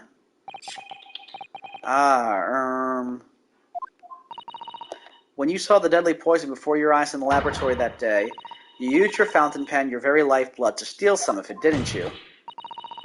By siphoning the poison up through the nib and into the pen's reservoir. Attention! More absurdity! That never happened. True, we've heard that there were procedures in place to prevent thefts like this from the laboratory, but would anyone have thought to look inside a fountain pen of all places? No, I'm a little ashamed to say that for fear of offending our guests, such a detailed search would not have been conducted. Well, this is quite startling, I must say. I remind the court that this pen was found in the clutches of the victim when she died. In other words, it was dropped at the scene by Mini Memo-san. So the crucial question is, when exactly was the pen dropped? Are you suggesting the natural conclusion is that in your haste to act, whilst the victim was distracted for a moment, you dropped the pen after you emptied the poison from it into her glass? There could be any number of alternative explanations. For example, the witness could have been using his pen to write down details of his conversation with the victim. And when shocked by one of her outrageous answers, the pen fell from his quivering hand. No, but she already declined the interview. No, that can't be. If it was, how do you explain why the pen was devoid of ink? What? As you can see for yourself, if you examine the evidence, there would appear to be no ink present in the reservoir. One newspaper reporter goes to interview someone with nothing in his pen? No, the pen was dropped after the poison that filled its reservoir had been emptied into the victim's glass. Witness, what do you have to say in your defense? Wow, so this is how our modern justice systems works, is it? So what if the ink in my pen runs dry? So what if my pencil snaps? Oh my god, Wolverine? I can always claw my way back into the game. I have plenty in reserve. Ah.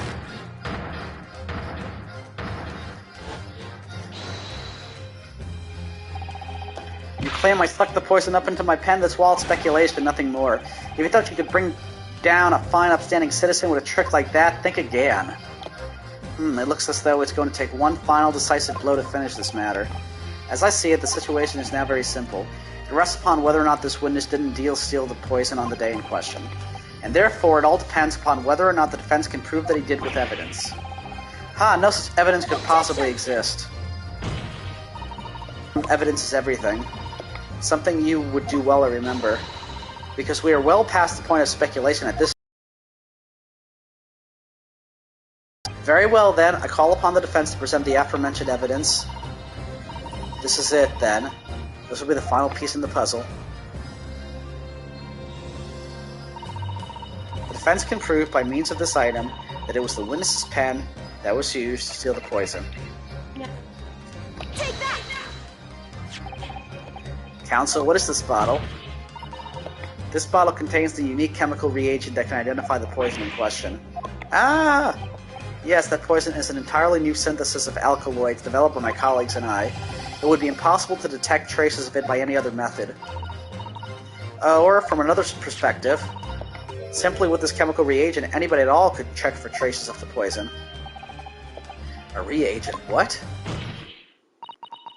One drop of the contents of this bottle on the tip of your fountain pen, Minimoto-san, and it's all it will take to solve this case beyond any reasonable doubt. Okay, what's this breakdown going to be? No, you can't. I won't. Your crimes are bad enough, but at least know when to admit defeat. Your Excellency, the defense requests permission to carry out the test on the fountain pen at once. Yeah.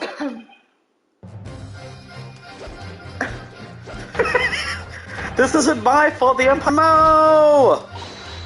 Susato, with me. I'm there.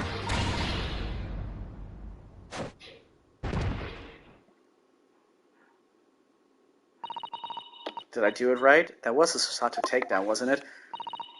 Not quite. That was a Ryotaro takedown. Good catch there. The instant the first drop of the reagent touched the nib of the fountain pen, it was clear to everyone present.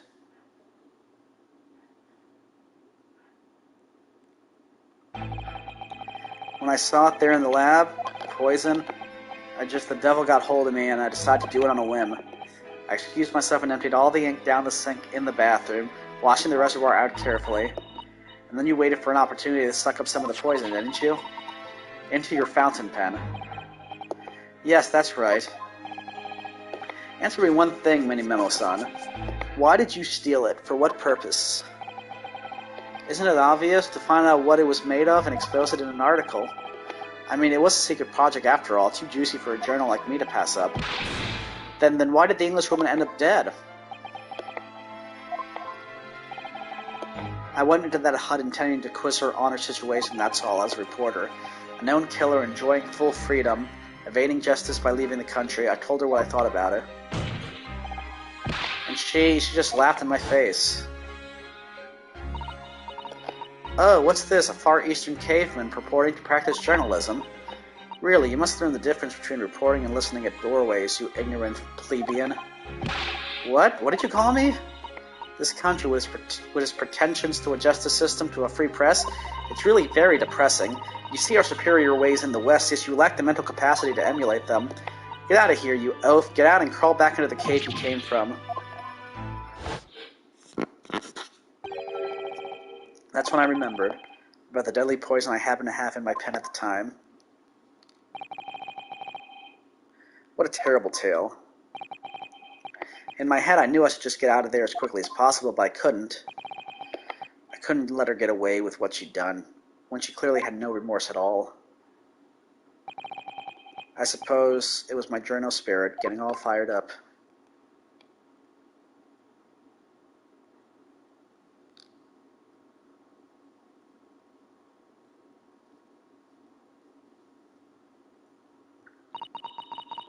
I'd like to ask you something. Yes? You often talk about justice. But surely as a journalist you could have used other means to deliver the justice you sought. There's no justice in the press. Sorry? After that trial 9 months ago, I kept digging and digging to find out what had happened in that courtroom. And finally I discovered the truth. It was a cover-up, that's what it was. Cover-up? What do you mean? I would remind you of your position, witness. Be careful of what you say. Oh, come on. Doesn't it strike you as strange? We're suddenly not allowed to convict a foreign national? Consular jurisdiction should never have come into it. And yet that puffed-up Englishwoman was going to sail away into a sunset of free women. The only possible explanation is that behind the scenes, some deal had gone down between Britain and Japan. What sort of deal? I'd done my research, dug up all the dirt, it was all ready to be published. Do you know what happened? The editor just tore the article up. It came under pressure from the government, you mean? If our government is going to let criminals walk free, if they're going to crush the free press, then what choice do I have but to see that justice is done myself? Let's not forget, Minimemo-san, that you committed murder yourself and you tried to lay the blame at the defendant's door. That is true. I'm sorry, but you know better than Giselle Brett. What? The truth is, you have no right to talk about justice at all. I suppose.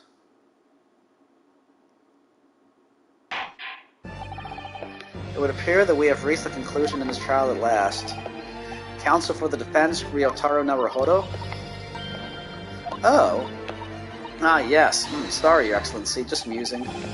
It's almost unbelievable that this is your first experience at the Supreme Court. It was an excellent performance, and truth, it very much reminded me of your cousin's exploits. Oh, Naruhodo-sa Ryonosuke, you mean? The way he handled the trial 9 months ago and the way you handled this one, it gives me hope that we are genuinely entering a new era of justice in this land. Well, if it's a cover-up, it had nothing to do with the judge. I think the judge is straight. He seemed that way the first go-around. It's very flattering, Your Excellency. Hearing the defense you put forward today made me feel most keenly that the future of our justice system will be forged by you and your contemporaries. Thank you. So, Prosecutor Ouchie, do you have any final thoughts?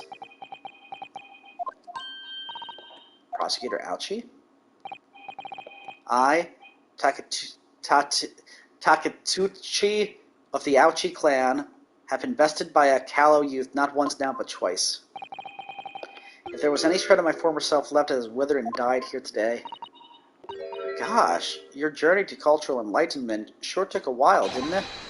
Silence! Rather than living on in shame, What? I will end it all now with this blade. For that is the true path of Ouchieism. Ouchie-ism? One hopes that the only way in which he'll be modeling himself after the witness.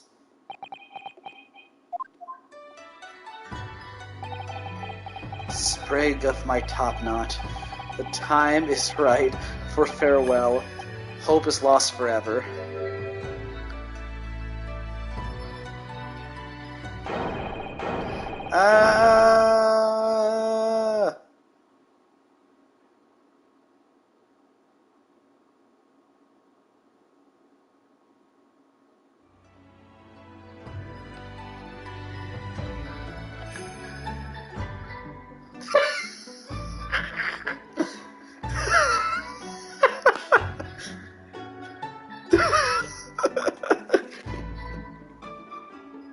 Okay.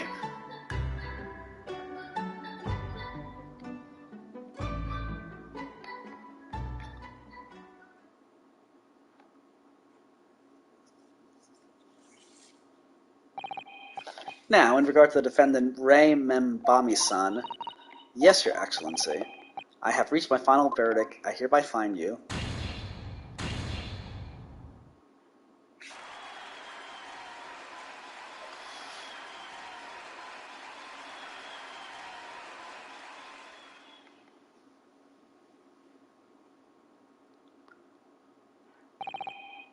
Court is adjourned. So they did do a makeshift deal or cover-up because the telegraph was in Japanese. Yeah, that was, and so it feels like there was a cover-up, and we still don't know her motive. No. Now she's dead, so we'll probably have to find out her motive some other way. That's cool. So the first case immediately starts to go more places with the first case of the last game. Interesting. It's weird because both defendants end up dead. Like, Well, Kazuma wasn't a defendant. well, I meant like McGilded was like a defendant who was awful and let go, and he gets killed. She was a defendant and was awful and got let go, and she got killed. Yeah. It's over. My heart is still pounding in my chest, though. It's all I can do just to stay standing. Lawyers have such great responsibilities, such a great burden to bear. Don't they, Naruhodo-san? Susato. Thank you so much. You were so dashing in there. Ray and Father. Honestly, I'm so touched by everything you've... Oh no, I think I'm gonna cry. It wasn't easy, but together we made it. I was on the verge of tears at the end, too. The only reason I'm still here is because of you. Oh no, I can't take all the credit. It took courage to tell the truth in there. You did wonderfully, Ray. So I would have to say that the congratulations belong to you. Susato, don't be so standoffish. Sorry? We're friends, equals, and the trial's over. So no more of this formal super humility nonsense. It's time to celebrate with swagger, to throw caution to the wind. Caution to the what? I'm the great defense lawyer Ryotaro Naruhodo, and I'm taking you out to a milk bar tomorrow. Or something. Right, I see. I'll think about it, Ray. At any rate, we really knocked the wind out of that horrid man, and it felt so good. Yes, it was satisfying. It really was. Isn't there anybody else we could throw together? I hope you're not looking at me, Ray. Oh my goodness, no, of course not. Of course not. Ah, there it is at last. Ray's lovely smile. You fought for your friend to the very last. As your father, I'm truly proud of you, defense attorney Ryotaro Naruhodo. Thank you, but I couldn't have done it without your help. Anyway, it's time to bid farewell to Ryotaro, I think. I shall miss him in a way, but it's back to Susato Mikotoba now. So I'll never see him again, then? What a terrible Boy, she was really smitten with...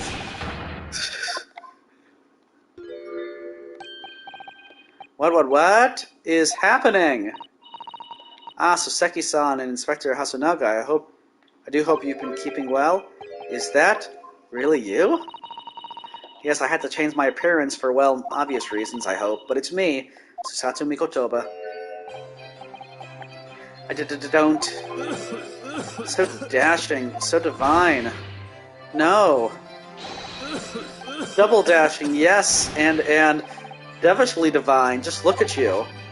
I had no idea, Mr. Sato-san Esquires, that you were locum student Naruhodo-san Esquire's cousin. Astonishingly astounding ace attorney. Poor Soseki-san, so confused. I still remember the first time I ever met him. He was in a prison cell in London. What an extraordinary conundrum it was that the unwitting student from Japan found himself embroiled in. But after Naruhodo-san's skillful defense at the Old Bailey, Soseki-san was free to return to Japan. And now he seems to have earned himself great fame as an author. I'm stunned. That's a truly impressive disguise. Even I had no idea, and I'm Chief Inspector of the Police Bureau. Who came up with Mr. Turtle, no less? I'm not sure you should be admitting to that, Inspector. Amazing. You're a woman of many faces, I see. Just two, really. And this was a once-in-a-lifetime event, I hope. Oh, I'm not a patch on you, though, Inspector. Well, I'm a professional, of course. I do worry about Inspector Hosonaga sometimes, I really do. 9 months ago, when he appeared at the Supreme Court to testify, he was undercover disguised as the head waiter of a restaurant. And then on the steamship to Great Britain, of course, disguised as a sailor to keep us safe on the journey. That didn't help you, did it, Kazuma-sama? From my perspective, I have to admit that I have mixed feelings about all this. I mean, now the truth has been lost forever. What do you mean? I'm talking about the murder that the English woman committed at the end of last year. There we go. Ah, yes, it was an English doctor she killed, as I understand it. Dr. John H. Wilson, yes. The man I invited to Japan personally. The mystery is, why did she kill him? And now that the culprit herself is dead, we'll probably never know the answer. On the voyage to Great Britain, we had a most unexpected encounter with Mr. Sherlock Sholmes, the great detective, I mean. Yes, I remember Mr. Sholmes well, of course. Ah, my arch nemesis. How lightly you utter his name. Well, according to the stories published about him in the Adventures of Sherlock Sholmes, the detective once had a partner who helped him solve crimes, a best friend. And that man was an exceptional doctor of medicine by the name of John H. Wilson. What? Dr. Wilson? I just can't believe that it's a coincidence. I think that the English doctor of medicine killed here in Japan 9 months ago must have been the friend and partner of Mr. Sholmes. And if that's really true, then the poor girl won't ever see her beloved father again.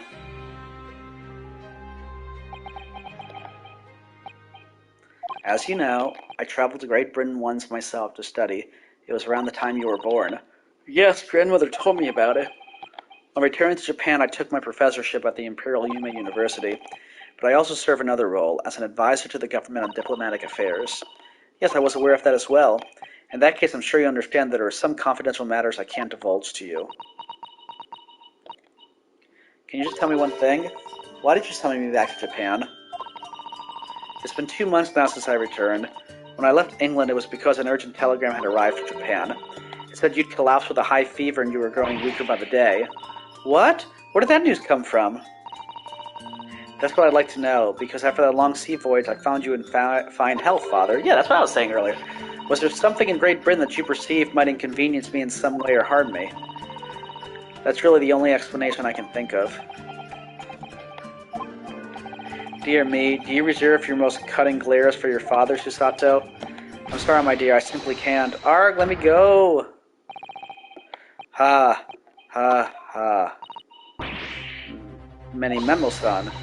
So, one throw wasn't good enough for you. I've got one last thing to say before they take me away, Professor. Me? I know the truth. I know you had a hand in what went on. In that visiting student's fate. Visiting student? Giselle Brett, you mean? No, not her. The student of law who left for Great Britain 8 months ago. What? Student of law? He must mean Kazuma-sama. What are you talking about? What does any of this have to do with Kazuma-sama? Nobody here in Japan knows anything about it. They don't know that the guy never made it to England, that he died on that steamship, and that he'll never... Wow. Well, I didn't expect to find him in here. What were you officers playing at? Terribly sorry, Your Excellency. I was coming to tell you that the rickshaw has arrived, Eugen, and it's a good job I came by. Yes, thank you for dealing with him, and I'll be there shortly. Oh, Your Excellency. Ha ha ha ha. Trial's over, I'm not Your Excellency anymore, merely your father's friend. He knows? Sashiro G. Goku. And may I say that since I saw you last, you seem to have taken on a more dashing appearance, Susato. Did you know all along from the start of the trial? Ha ha ha ha. A judge sees everything, Susato. I couldn't let you take the risk. If Shisharo here hadn't known, and then he'd recognize you. So I had a word in his ear beforehand as an old friend. So Sushiro, shall we? Yes, having ruled on that case, we now have various diplomatic issues to address. Before you go, Father, sorry, my dear, we shall have to return to our earlier conversation at a later date. Can I look back at what he was saying?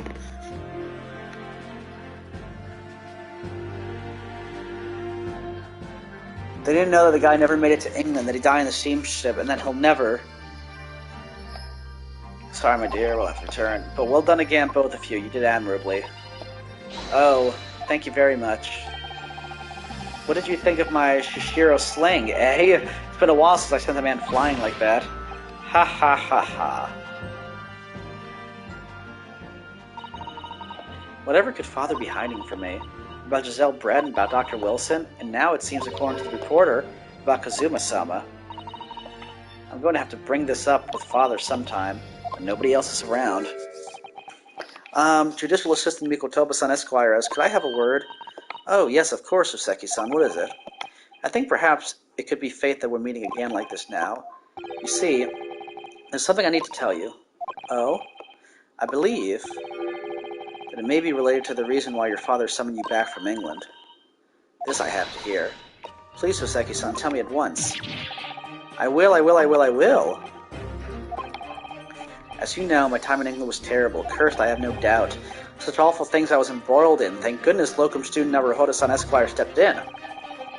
After he secured my freedom, I couldn't wait to get on a ship back here to my homeland. Having arrived in Japan, I submitted a report about my experiences to the Ministry of Foreign Affairs. The next thing I knew, I had a visitor. It was your father, Professor Mikotoba. He wanted to ask me all sorts of things about my report. My father? He seemed to be especially taken with a particular part of the report. Anyway, he left eventually, having thoroughly quizzed me. But it was the very next day that he sent the telegram to you asking you to return to Japan. What was it then, the particular part my father was interested in? I don't really know exactly, but do you remember them? Those 2 terrible cases I was caught up in? Of course, I could never forget. Your father seemed to concern himself mainly with the second case. The second one? You mean the one Mr. Sholmes forbade any of us to talk about in public? Which is why the only case involving you that any of the public is aware of is the first. Well, I don't care. I don't have to listen to what that dastardly detective says. Anyway, the point is, it seems that case somehow holds the key to all these curious unanswered questions. What second case? That horrific, hideous, heinous case, the case of the haunted lodgings. That case somehow caused my father to summon me urgently back to Japan? I thought that whole business was over, but it seems I was wrong. Perhaps that was only the start. Perhaps the story is not yet told. Was the second case the one where he was the accused? So, I don't the know. mystery of that English woman's death is solved, thank goodness. And having stood in the Supreme Court now, I think I can comprehend a little better how you must be feeling as you fight for people's freedom in a foreign land, Naruhodo-san.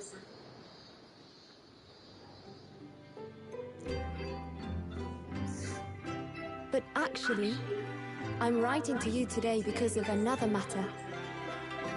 I met Soseki-san and we talked about that second case he was involved in. Father has said nothing to me, but I feel certain of it.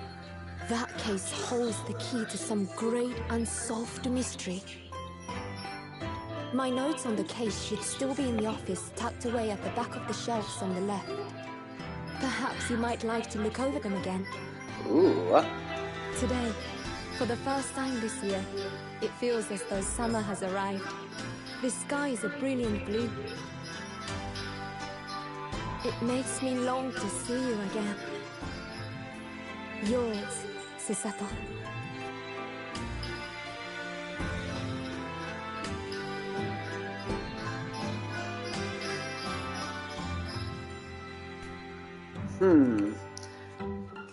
We have notes on this case that we can't really remember, because we defended him once. Was it where we defended him or where he was on? He wasn't on the jury, was he? No, Nope. he went back immediately. Yep. We could talk about some trouble he was in before we defended him. I don't remember. Clouded Kokoro. And that'll be for another time. Yeah. A whole case today. We did a whole case. I mean, it's the first case, and I think that's easier to do, but oh wow. Yeah, so I mean, Nearly 4 hours? we played longer than I had anticipated. Whew. But, hey, I don't regret the time. That's pretty cool. No, it was very sedentary It was sedentary. today. But dang, like, some questions answered, and some new questions coming. Well, I wondered if that's why the Reaper of the Bailey is upset, because he knows that there's dealings between Japan and Britain that shouldn't be happening. That could be. Whew. Well, I guess we'll find out another time. Here we go. Thank you for watching.